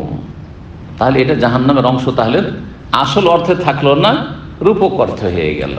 কিন্তু যেমনটা বললাম যে প্রথম অর্থটি নেওয়া বেশি নিরাপদ এবং বেশি সহি, আর সেটা নিতে কোনো বাধা নেই। আচ্ছা, আজকালকার সায়েন্সও কিন্তু সেদিকে ইঙ্গিত করছে। আমরা যতটা কোরআন এবং হাদিসের দলিল থেকে জানছি যে জাহান্নাম ওপরে আছে না নিচে আছে? নিচে আছে, জমিনের নিচে আছে, আর জান্নাত আকাশের উপরে আছে। তো জাহান্নাম যখন জমিনের ভূগর্ভে আছে, আজকালকার সায়েন্সও বলছে জমিনের এমন একটা স্তর আছে, সেই স্তর একবার নিম্ন ভাগে নেমে যান, যত নামবেন তত বেশি গরম, তত বেশি গরম। এমন একটা স্তর আছে সেখানে কোনো লোহা অথবা স্বর্ণ এরকম বস্তুগুলি, এগুলো শক্ত বস্তু, সেগুলি যদি দেন তো সাথে সাথে গলে যাবে, পানির মতো সবকিছু সেখানে পানির মতো গলে যাবে। তার মানে এই জমিনের ওপরে যে গরম, তার চাইতে অনেক অনেক বেশি গরম ভূগর্ভে রয়েছে, কারণ তার নিচে কি রয়েছে? জাহান্নাম রয়েছে। নবী করিম সাল্লাল্লাহু আলাইহি ওয়াসাল্লাম আরেকটি হাদিস ওইদিকে ইঙ্গিত করেন, লা তালকাবুল বাহরা, তোমরা সাগর পথে, পানি পথে তোমরা সফর করিও না। শখ করে এই যে ভ্রমণে, বিনোদনে যাচ্ছি আমরা, হ্যাঁ, পদ্মা ভ্রমণে যাচ্ছি, তো আমরা আরো কি কি বড় বড় মেঘনা ভ্রমণে যাচ্ছি, আর ঘোড়া আসে বন্যার সময়, আর সব করে আমোদ ফুর্তি করতে যাচ্ছে, আর মনে হচ্ছে তাদের আল্লাহু আকবার কঠিন অবস্থা। দেখেন না কিছু দৃশ্য, গেল তো গেল, গেল হয়তো মরে যাবে, সব শেষ হয়ে যাবে, কোন রকম বেঁচে ফিরলো, কেউ ধ্বংস হয়ে গেল। এই শখ করে আসলে পানি পথে ভ্রমণ করা এটি নিষিদ্ধ। নবী সাল্লাল্লাহু আলাইহি সাল্লাম অনুৎসাহিত করেছেন বা নিষেধ করেছেন। তো রিস্কি, লা তারকাবুল বাহরা, তোমরা সাগর পথে সফর করিও না। তবে ইল্লা ইয়াকুন হাজ্জান, তবে হজে যদি যেতে হয়, একসময় পানি জাহাজ ছিল, আসতে হবে হজে, আসতে হবে, হজ ফরজ হয়েছে। আমতামেরান, ওমরার সফরে যাচ্ছে, পানি পথ ছাড়ার কোনো বিকল্প পথ নেই, অথবা পানি পথে সস্তা, সেই পথে আমি যেতে পারছি, আমি উড়োজাহাজের পয়সা নেই, অসুবিধা নেই। মেসর থেকে, এই আশেপাশের দেশ থেকে, সুদান থেকে অনেকে পানি পথে আসছে লোহিত সাগর পার করে। আও গাজিয়ান ফি সাবিলিল্লাহ, তৃতীয় অবস্থা হচ্ছে আল্লাহর রাস্তায় যদি গাজী হয়ে, যোদ্ধা হয়ে কোথাও যেতে হয় আল্লাহর দিনের জন্য, সেটা আলাদা কথা। তাহলে শখ করে কোথাও বিনোদনের জন্য পানি পথে সাগর পথে ভ্রমণ করতে নবী সাল্লাল্লাহু আলাইহি ওয়াসাল্লাম নিষেধ করেছেন। আর কারণ কি বলেছেন? ফাইন্না তাহতাল বাহরে নারান, কারণ সাগরের নিচে আগুন আছে। সাগরের নিচে আগুন আছে নবী সাল্লাল্লাহু আলাইহি ওয়াসাল্লাম বলেছেন। এর অর্থ এটি তো হইতে পারে যে সাগরের নিচে কি আছে? জাহান্নাম আছে। আর এই সাগরের পানিকে একসময় কি করে দেওয়া হবে? ওয়াইদাল বিহার সুজ্জিরাত, যখন যত পৃথিবীতে সাগর মহাসাগর উপসাগর রয়েছে সবগুলিকে কি করে দেওয়া হবে? আগুন করে দেওয়া হবে। জি, আগুন, সব আগুন হয়ে যাবে। সুজ্জিরাত, সব আগুন হয়ে যাবে, জাহান্নামের অংশে পরিণত হবে। তাহলে চিন্তা করুন, পৃথিবীর 3 ভাগের 3 ভাগের না 4 ভাগের? 4 ভাগের 3 ভাগই হচ্ছে পানি জল, 1 ভাগ হচ্ছে স্থল।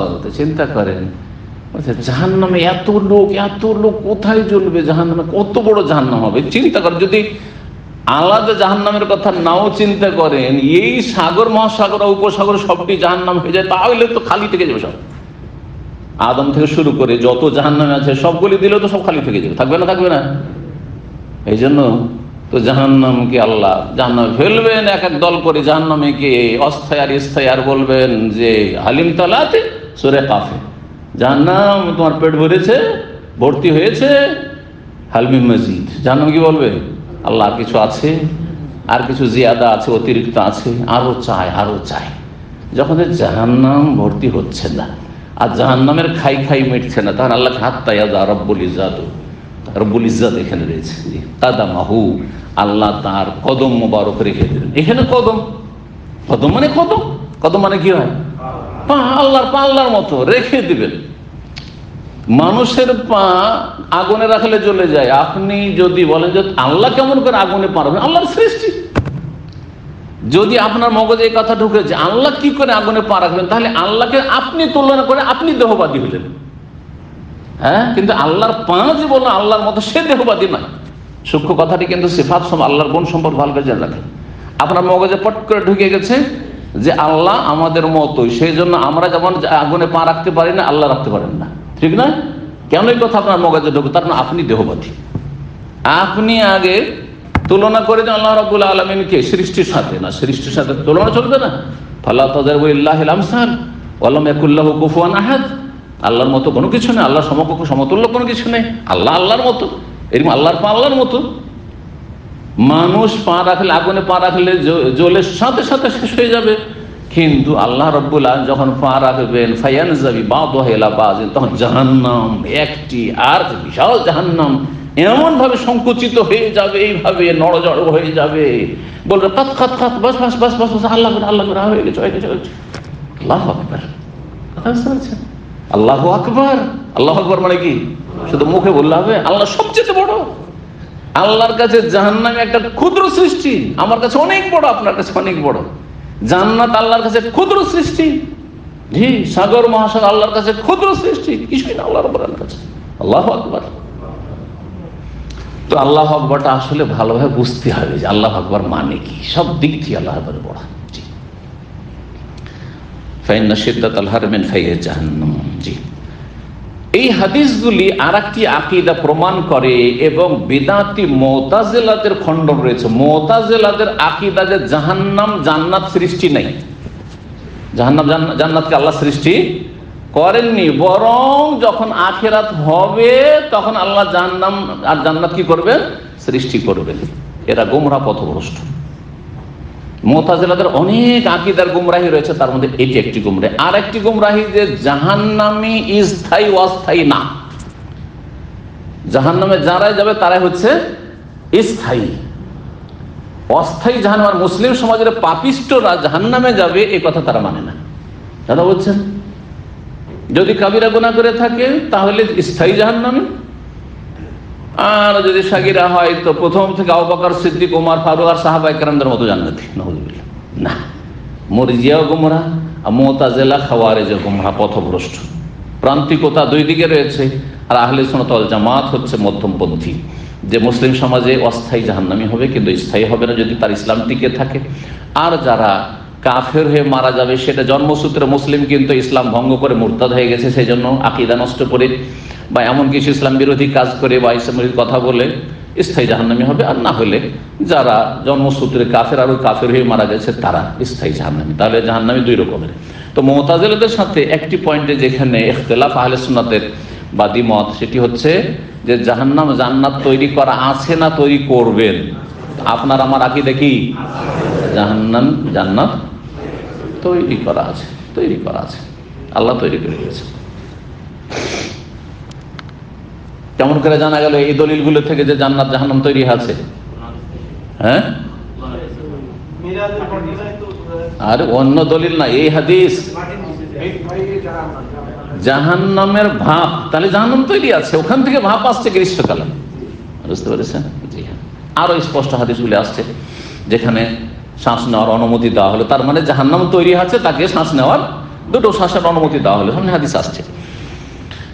535 নম্বর হাদিস, হাদিস বর্ণনা করেছেন আবু যার গিফারি রাদিয়াল্লাহু তাআলা আনহু, সাহাবী, বলছেন আযযারা মুয়াজ্জিনুন নবী যোহরা, নবী সাল্লাল্লাহু আলাইহি ওয়াসাল্লামের মুয়াজ্জিন আযান দিলেন যোহরের। ফাকালা, তখন নবী সাল্লাল্লাহু আলাইহি ওয়াসাল্লাম বললেন আবরিদ আবরিদ, ঠান্ডা করো ঠান্ডা করো, মানে বিলম্ব করো। আযান দিলে এখন ইকামত হবে না, নামাজ দেরিতে হবে। আর এখান থেকে বোঝা গেল আযান দেওয়ার পরে ইমামকে এবং মুয়াজ্জিনকে, আসল হচ্ছে ইমাম, ইখতিয়ার রয়েছে যে আমি আধা ঘন্টা পরে নামাজ পড়াবো, না 20 মিনিট পর পড়াবো, না 15 মিনিট পরে আমাদের ইকামত হবে, আমার জামাত শুরু হবে, করতে পারে। তবে সব কাজে পরামর্শ করা ভালো, যেখানে পরামর্শের বড় গুরুত্ব রয়েছে। মুসল্লিদের সাথে পরামর্শ কোনটা তাদের জন্য সুবিধাজনক, এটা অবশ্যই খেয়াল রাখতে হবে। কিন্তু বিশেষ কারণে বিলম্ব করা যেতে পারে। আজকে আমাদের আলোচনা চলছে, সুতরাং এশার সালাতটি এই মসজিদে 1 ঘন্টা পরে হবে, জায়েজ না জায়েজ নয়? জায়েজ, জায়েজ, কোনো অসুবিধা নেই। অনেক মাহফিলগুলো এরকম করতে হয়, অনেক এক যুগে তো নাজায়েজ কাজ হতো, জলসা মাহফিল চলতে আছে, মাগরিব হয়ে গেল, এশা হইলো, যা নামাজ পড়ার পড়লো, বেনামাজি ওয়াজ শুনছে কিন্তু বেনামাজি বসে খেয়ে গেল, মাগরিবের জামাত নেই আর এশার জামাত নেই, এরকমটা হইতো। আলহামদুলিল্লাহ আমাদের কোরআন অনুসারী ভাইরা একটু পরিবর্তন তাতে নিয়ে এসেছে। আমরা ছোটকালে কিন্তু ওই রকমটা দেখেছি, দিন শিখতে আসলো, ওয়াজ মাহফিলে আসলো, আর বেনামাজি, সব ফায়দা কি? বা জামাত ছেড়ে বসে, কখন জামাত হলো, নিজে নিজে মসজিদে, পাশে মসজিদ আছে, ওখানে কখন জামাত হয়ে গেছে, এদিকে ওয়াজ চলতি আছে কন্টিনিউ, নাজায়েজ কাজ এটা। যে ওয়াজ করবেন, নফল সুন্নত মুস্তাহাব কাজ করতে গিয়ে আপনার এখানে জামাত ওয়াজিব ছুটি থাকবে। সুতরাং সেই স্টেজে সময় মতো জামাত করেন, আর না হলে বিলম্ব করে, চলো প্রোগ্রামটা শেষ করে দিব, আজকে 8টা 8:30 নামাজটা না পড়ে 9:30টার সময় বা 10টার সময় একবারে মাহফিল শেষ করে আমরা সালাতটা পড়ে দেবো, কোনো অসুবিধা নেই। তাই আছে দুবাইয়ের প্রোগ্রামগুলোতে এরকম আমার কয়েকবার এরকম হয়েছে যে 8:30টার সময় বা 8টার সময় এশা হয়ে গেল, কিন্তু আমার প্রোগ্রাম চলতে আছে 9টার পরে প্রোগ্রাম শেষ করে সব মসজিদে তখন জামাত হইল। আবরে ঠান্ডা করে সালাত আদায় করো। কাল ইন্তাজর, অপেক্ষা করো। কাল শিদ্দাতুল হার মিন ফাইহি জাহান্নাম, যে রোদের প্রখরতা দুপুর বেলা, এটি জাহান্নামের ভাপের অন্তর্ভুক্ত। হাত্তা রাইনা ফাইয়াতালুল, এত দেরি করালেন যে নবী সাল্লাল্লাহু আলাইহি সাল্লাম, যে আমরা টিলার ছায়া দেখতে পেলাম। টিলা কাকে বলে? কোন জায়গায় অল্প উঁচা, বেশি উঁচা না, বেশি উঁচা হলে পাহাড়, তাই না? টিলা, একটু টিলা আছে, টিলার তো একটু ছায়া পড়বে, তো টিলার ছায়া, এমনি তো টিলা ছোট, তো তার ছায়া আর কতটা হয়, কিন্তু টিলার ছায়া দেখতে পেলাম, তার মানে বেশ দেরি হয়ে গেছে, ঘন্টাখানিক ধরে দেরি হয়ে গেছে, আজানের পরে ঘন্টাখানিক কমপক্ষে দেরি হয়েছে, তাহলে টিলার ছায়া দেখা যাচ্ছে আনুমানিক। ফাইজাস্তাদাল হারু ফাবরিদু আনিস সালাতে, যখন গরম প্রচন্ড পড়বে, ফাবরিদু আনিস সালাত, সালাতে বিলম্ব করো বা ঠান্ডা করো।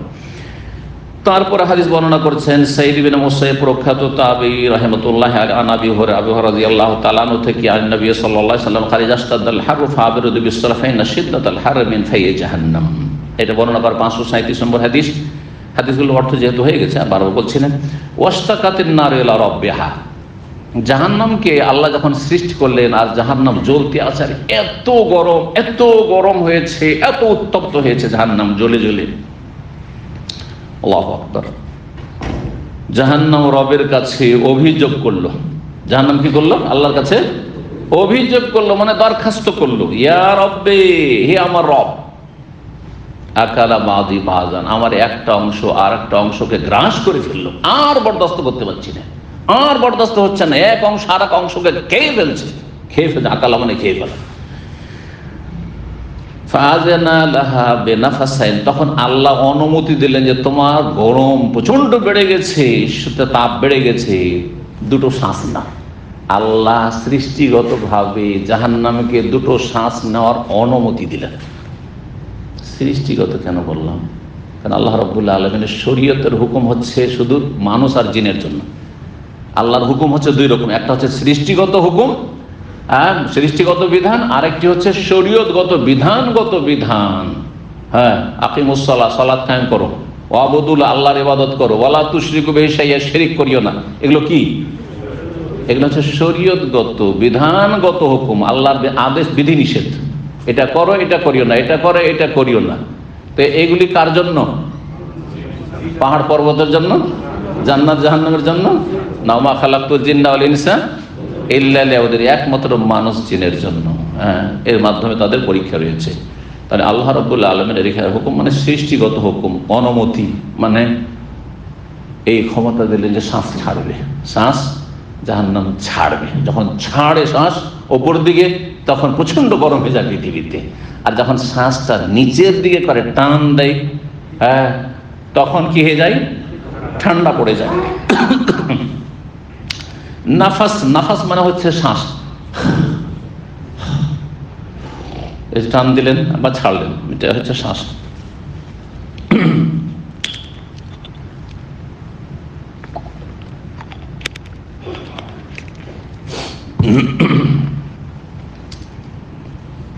দুটো শ্বাসের অনুমতি দিলেন, একটি হচ্ছে শীতকালে নাফাস ফিস শীতা, আর নাফাস ফিস, আরেকটি হচ্ছে গ্রীষ্মকালে।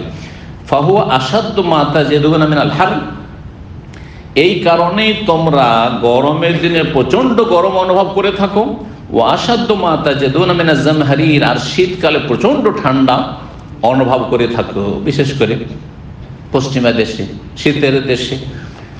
জি, আচ্ছা, এই যে বিষয়গুলি রয়েছে, এগুলি সম্পর্কে কিছু কথা আরো রয়েছে। আল্লাহ রাব্বুল আলামিনের কাছে যে কমপ্লেন, অভিযোগ করলো বা দরখাস্ত করলো জাহান্নাম, এটা কি আসলে বাক শক্তি দিয়ে করলো, এটা বোঝানো হয়েছে না রূপক অর্থ বলা হয়েছে? এখানে দুটোই অর্থ বলেছেন ওলামারা। যদি বলা হয় যে না, আসলেই আল্লাহর কাছে দরখাস্ত করেছে, কে দরখাস্ত করেছে? জাহান্নাম দরখাস্ত করেছে, আল্লাহ আর বরদাস্ত করতে পারছি না, এই তাপ আর বরদাস্ত করতে পারছি না, আমার এক অংশ আর এক অংশকে ভক্ষণ করে ফেললো, গ্রাস করে, আর সামলাতে পারছি না। এটা তাহলে কি করেছে জাহান্নাম? নিজের ভাষায় বলেছে। এটা অসম্ভব কিছু না। যে আল্লাহ রাব্বুল আলামিন হাসরের মাঠে আমাদের মুখ বন্ধ করে দিয়ে আল্লাহ আমাদের হেফাজত করেন, হ্যাঁ, আমাদের কথা বলবে কি? আলিয়ামা নাখতেমু আলা আফওয়াহিহিম, মুখ বন্ধ, জবানে এই থাকবে না, বাকশক্তি থাকবে না। ওয়া তুকাল্লিমুনা আইদিহিম, হাতে, দুই হাতে কথা বলবে। ওয়া তাশহাদু আরজুলুহুম, আর পায়েও কথা বলবে। হ্যাঁ হ্যাঁ, ঠিক বলছে, ঠিক বলছে, ঠিক ঠিক ঠিক। জি হ্যাঁ, কথা বুঝেছেন না? জি, বরং অন্য আয়াতে রয়েছে সূরা ফুসসিলাতে, প্রতিটি অঙ্গ প্রত্যঙ্গ কথা বলবে, হয় আপনার পক্ষে নয় আপনার বিপক্ষে কথা বলবে। আপনি যেখানে বসবাস করেছেন, যেখানে সালাত আদায় করেছেন, যেখানে গুনাহ করে, সব জায়গায় কথা বলবে, সবকিছু কথা বলবে। তো যে আল্লাহ রাব্বুল এই সমস্ত ক্ষমতা দেব, সে আল্লাহ রাব্বুল আলামিন জাহান্নামকে অভিযোগ করার কথার দ্বারা তৌফিক শক্তি দিতে পারেন। সুতরাং আসলেই, হ্যাঁ, আসল অর্থেই জাহান্নাম আল্লাহর সামনে দরখাস্ত করে মুখ ফিটেছে কথা বলছে জাহান্নাম, যে আল্লাহ আর পারছি না, থামতে, বরদাস্ত করতে পারছি না। এটা হচ্ছে হাকিকাত, আসল অর্থ। রূপক অর্থ কি? সেটা হচ্ছে হ্যাঁ, প্রাকৃতিকভাবে কথা বলা। সেটা হচ্ছে যখন কোনো কিছু প্রচন্ড গরম হয়ে যায়, প্রচন্ড গরম হয়ে যায়, তখন তার অবস্থা, এটাকে লেসানুল মাকাল বলেন। হ্যাঁ, যে পরিভাষাটা বলছি, লেসান, লেসান মানে কি? বাকশক্তি। লিসান মানে জবান, মানে বাকশক্তি। লেসানুল হাল আর লেসানুল মাকাল, এ দুটো কথা আছে। লেসানুল মাকাল হচ্ছে কথার দ্বারা। একজন গরিব মানুষ, অভাবী, খেতে পায়নি, অনাহারে আছে, আর এসে আমাদেরকে বলছে যে ভাই আল্লাহ আপনাদের ভালো করুন, হ্যাঁ, বড়ই কষ্টে আছি ছেলে মেয়ে নিয়ে, যদি একটু উপকার করতেন। এটা কি? লেসানুল মাকাল, তার বাকশক্তি দিয়ে আমাদের কাছে দরখাস্ত করলো না। আর একটি হচ্ছে একটি লোক আসলো একেবারে শুকিয়ে আছে, আর কাপড় চোপড় তার ছিঁড়ে ফাটা জীর্ণ শীর্ণ হয়ে আছে, তাকে দেখলে মনে হচ্ছে যে বেচারা এত অভাবে লোক আমাদের চোখে পড়ে না, ওকে দেখেই মায়া হয়ে গেল যেন এর হেল্প করা দরকার। কিন্তু একটিও কথা বলেনি, আপনার কাছে আমার কাছে এসে চাইনি কিন্তু একটা পয়সা। এটা কি বলা হয়? লেসানুল হাল। তার অবস্থা কথা বলছে, তার অবস্থা বলছে যে আমাকে কি করতে হবে, দান খেরাত করতে হবে, হেল্প করতে হবে, আপনাদের কাছে আমি হেল্প চাই, কিন্তু জবান খুলে নেয়। বুঝতে পেরেছেন কথা কিনা? তো জাহান্নামের ক্ষেত্রে দ্বিতীয় অর্থটি কেউ করিয়েছে, এত গরম হয়ে গেছে জাহান্নাম জ্বলতে জ্বলতে যে জাহান্নামের অবস্থা লেসানুল হাল, আল্লাহর কাছে অভিযোগ করছে যে আল্লাহ আর বরদাস্ত হচ্ছে না। তখন আল্লাহ রাব্বুল দেখলে যে জাহান্নাম তো প্রচন্ড গরম হয়ে গেছে, তার অবস্থা তো এইরকম, সুতরাং দুটো শ্বাস নেওয়ার অনুমতি দিলেন যাতে করে সেই তাপ একটু কমে আসে। তারপরে হাদিস 538 নম্বর, আবু সাঈদ খুদরি রাদিয়াল্লাহু তাআলা আনহু থেকে বর্ণিত, ক্বালা রাসূলুল্লাহ সাল্লাল্লাহু আলাইহি ওয়াসাল্লাম আবরিদু বিযুহরি, তোমরা যোহরকে ঠান্ডার সময় আদায় করো, ফাইন্না শিদ্দাতাল হাররি মিন ফাইহি জাহান্নাম, কারণ দুপুরের গরমের প্রখরতা হচ্ছে জাহান্নামের ভাপের অন্তর্ভুক্ত। 10 নম্বর অধ্যায় বাবুন, এই অধ্যায় হচ্ছে আল ইবরাদ বিযুহরি ফিস সাফারে, সফরেও যোহর বিলম্ব করে পড়া। ইমাম বুখারী রাহিমাহুল্লাহ এই অধ্যায় কায়েম করে বলতে চাইছেন যে কেউ যেন এটা না মনে করে যে বাড়িতে যারা মুকিম আছে তাদের জন্য শুধু বিলম্ব করা শরীয়ত সম্মত, বরং এটা যেমন বাড়িকে শামিল, মুকিম অবস্থাকে শামিল, তেমন সফর অবস্থাকে শামিল। এই ফতোয়া আবার কেউ যেন না বের করে যে এটা সফরে চলবে না বাড়িতে চলবে, বা সফরে চলবে বাড়িতে চলবে না, উভয় অবস্থাকে শামিল। কথা বুঝছেন না? সেই জন্য সফর অবস্থার দুটো অবস্থা, সফরে যারা থাকে তাদের দুটো অবস্থা, একটা হচ্ছে সফররত চলন্ত অবস্থা, আর একটা হচ্ছে কোন জায়গায় অবস্থান করা অবস্থা। কি পার্থক্য? না এনার্জি শেষ হয়ে গেছে? হ্যাঁ, সময় লম্বা হয়ে গেছে। হ্যাঁ, কে বলতে পারেন? সফরে চলন্ত অবস্থায় চলছেন, এখন আপনার গাড়ি চলছে বা হাঁটছেন বা উটের পিঠে, যে যুগই হোক না কেন, এটা চলন্ত অবস্থা। এই অবস্থায় অনেকটা ছাড় আছে। কি ছাড় আছে? জোহরের সময় আসর পড়ে নিতে পারেন, একবারে জোহরের সময় জামাত তাকদিম, আবার জোহরকে বিলম্ব করতে করতে আসর হয়ে গেছে, আসরের সময় জোহর আদায় করেন, কোনো গুনাহ হবে? শরীয়তে জায়েজ আছে, শরীয়তে জায়েজ আছে। আর একটি অবস্থা হচ্ছে অবস্থানরত অবস্থায়, কোনো হোটেলে গিয়ে আছেন, মক্কায় গিয়েছেন আর হোটেলে আছেন, অথবা রিয়াজ গিয়েছেন আর কোনো শহরে গেছেন। মক্কায় গিয়ে তো মানুষ চেষ্টা করবে মদিনায় যে মসজিদ নববীতে গিয়ে আদায় করবো, তাহলে তো ওটা আলাদা ব্যাপার হলো। কিন্তু এমন জায়গায় আছেন যেখানে আপনি হোটেলে আছেন বা যে কোনো জায়গায় আছেন, কোনো বাসাতে আছেন, মুসাফির, কিন্তু চলন্ত অবস্থায় না, অবস্থান করে আছেন, থেমে আছেন কোথাও, তাহলে এখানে কি এমনটা করা ঠিক হবে যে জোহরের সময় আসর পড়ে বসে থাকলেন বা আসরের সময় জোহর? একদল বলছেন জায়েজ কিন্তু অনুত্তম, জায়েজ কিন্তু অনুত্তম, পার্থক্য হল। আর একদল বলছেন না, এটা ঠিক না, কারণ নবী সাল্লাল্লাহু আলাইহি ওয়াসাল্লাম হাদিস ইজা জাদ্দা বিহিস সাইর, যখন নবী সাল্লাল্লাহু আলাইহি ওয়াসাল্লাম চলন্ত অবস্থায় থাকতেন, সাইর ভ্রমণ অবস্থায় রয়েছেন, তখন জামা বাইনাল মাগরিব ওয়াল ইশা, বা মাগরিব ইশা জমা করতেন, জোহর আসর জমা করতেন। কিন্তু জায়েজ থাকলে অনুত্তম। যদি কেউ হোটেলে অবস্থান করে, কারো বাসা থেকে অবস্থান করে সফরে, সে অবস্থায় জায়েজ হলো অনুত্তম। বাকি যখন চলন্ত অবস্থায় আছেন তখন জমা করা জায়েজ, কোনো রকমের অনুত্তম না। যদি আপনি জোহরকে জোহরের সময়, আসরকে আসরের সময় পড়েন, যতটা নেকি পাবেন, ওইরকম জোহরের সময় যদি আসর পড়ে নেন, জোহরকে যদি আসরের সময় পড়ে, অতটা নেকি পাবেন, কোনো পার্থক্য নেই, কোনো পার্থক্য নেই চলন্ত অবস্থায়, এটুকু পার্থক্য। এটা একটা অবস্থা হলো। আর একটি অবস্থা, যে অবস্থাটা বলছেন, দুটো অবস্থা হলো না? দুটো অবস্থার মধ্যে যেটা কোনো জায়গায় থেমে আছেন, যখন থেমে আছেন আর কোনো সফরে, তখন জোহরকে কতটা বিলম্ব করবেন? আসরের জায়গায় নিয়ে যাবেন না। আসরের জায়গায় নিয়ে যাওয়া কি বললাম? অনুত্তম যেহেতু বললাম, সুতরাং যদি প্রচন্ড গরম থাকে তাহলে ঠান্ডা করেন, 1-2 ঘন্টা ঠান্ডা করে পড়েন, একটু দেরি করে পড়েন। সবাই মিলে ধরেন সফর করছে, একসাথে আপনার জামাত করবেন, যদিও সফরেও যথাসাধ্য জামাত ধরার চেষ্টা করা উচিত। সফরেও থাকলেও যদি আশেপাশে মসজিদ আছে তাহলে জামাতে গিয়ে সালাত আদায় করবেন এবং জুমাও পড়বেন। অনেকে বলছে না সফরে জুমা নেই, জামাত নেই, এমন ফতোয়া কিন্তু আসলে শক্তিশালী নয়। হ্যাঁ, যদি আপনার আশেপাশে থাকে আর থেমে আছেন তাহলে জামাতে পড়েন, থেমে আছেন আপনি জুমা পড়েন। কিন্তু চলন্ত অবস্থা আছে, রোড দিয়ে যাচ্ছেন, আপনার ধরেন নিজের গাড়ি, ইচ্ছা করলে আপনি ডান দিকে বাম দিকে মসজিদ দেখতে পাচ্ছেন, জুমার জন্য থামিয়ে দিতে পারবেন, জরুরি না যে থামিয়ে দিতে হবে। সফর চলন্ত অবস্থা আছেন, চলতে থাকে, গন্তব্যস্থানে চলে যায়, জোহর পড়েন, অসুবিধা নেই। তো বলছেন বাবুল ইবরাদ বি যোহর ফি সফরে জোহরকে বিলম্ব করে আদায় করা। 539 নম্বর হাদিস। হাদিস বর্ণনাকারী সাহাবী আবু যর গিফারী রাদিয়াল্লাহু তাআলা, ওই হাদিসটাই কুন্না মান নবী সাফারিন, আমরা কোন এক সফরে ছিলাম নবী সাল্লাল্লাহু আলাইহি ওয়াসাল্লামের সাথে। ফাআরাদাল মুয়াজ্জিন আন ইউআযযিনা লিযোহরি, মুয়াজ্জিন চাইলো যোহরের আযান দিতে। ফাকালান নবী সাল্লাল্লাহু আলাইহি ওয়াসাল্লাম আবরিদ, বিলম্ব করো, ঠান্ডা করো জোহরকে, তার মানে আযান দিও না। এটাও জায়েজ যে আজানও দিলাম না, আজানটা দেবো লেট করে 1-1.5 ঘন্টা পরে, অসুবিধা নেই।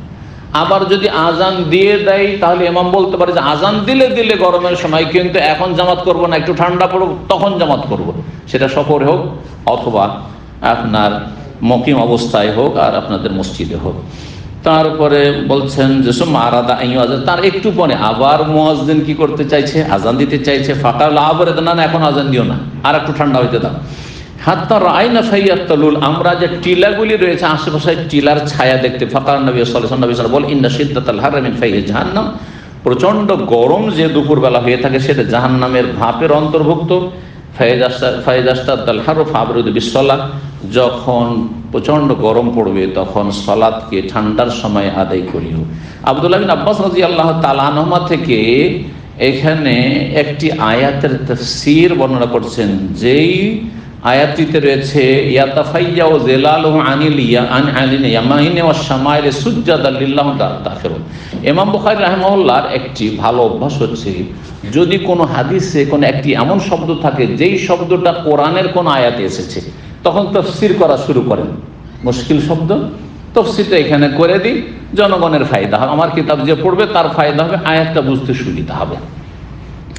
তো ফাই কথাটি ফাইয়ুত্তালুল, ফাই মানে ছায়া, ফাই মানে কি বললাম, টিলা, তলুল, আর তলুলের ছায়া, টিলার ছায়া দেখতে। তো ফাই শব্দ থেকে, ছায়া থেকে ইয়াতাফাইয়া ও জিলালুহু, ছায়া ঝুঁকে যায়, ছায়া ঝুঁকে যায়। আনিল ইয়ামিন ওয়াশ শামাইল, ডান দিকে না হয় বাম দিকে। ছায়া যে কোনো কিছুর ছায়া যখন ঝুঁকে যায় ডানে অথবা বামে, এইদিকে না হয় ওই দিকে, সকালবেলা একদিকে ছায়া থাকে, বিকেলবেলা আর একদিকে ছায়া থাকে, এটি রহস্য। আল্লাহ আয়াতে বলছেন সুজদান লিল্লাহ, এই ছায়া আল্লাহকে সেজদা করে। ছায়া কি করে? আল্লাহকে সেজদা করে। হুম দাখিরুন, জি, আল্লাহর কাছে তারা অসহায়ত্ব প্রকাশ করে। জি হ্যাঁ, আল্লাহর কার অনুগত হয়ে, আল্লাহর আনুগত্যে সেজদা করে থাকে। এখানে আজকের আলোচনা শেষ করছি। আল্লাহ রাব্বুল আলামিন আমাদেরকে ইলম আমলে বরকত দান করেন, দিন দুনিয়ার সার্বিক কল্যাণ দান করেন, বালা মুসিবত থেকে আল্লাহ হেফাজত করেন। যেসব ভাইয়েরা বিশেষভাবে এখানে আসছেন কষ্ট করে, আল্লাহ তাদের জাযায়ে খায়ের দান করেন, আল্লাহ রুজিতে বরকত দান করেন। যেসব ভাইদের কাজকর্ম নেই, আল্লাহ যেন কাজ করেন, ভালো ব্যবস্থা করে দেন। আল্লাহ রাব্বুল আলামিন আপনাদের সবার রুজিতে যেন বরকত দান করেন, আল্লাহ ভালো অবস্থায় রাখেন, নেক হায়াত দান করেন, ফিতনা ফাসাদ বালা মুসিবত থেকে আল্লাহ হেফাজত করেন। ওয়া সাল্লাল্লাহু আলা নবিয়িনা মুহাম্মদ ওয়া আলা আলিহি ওয়া সাহবিহি আজমাইন।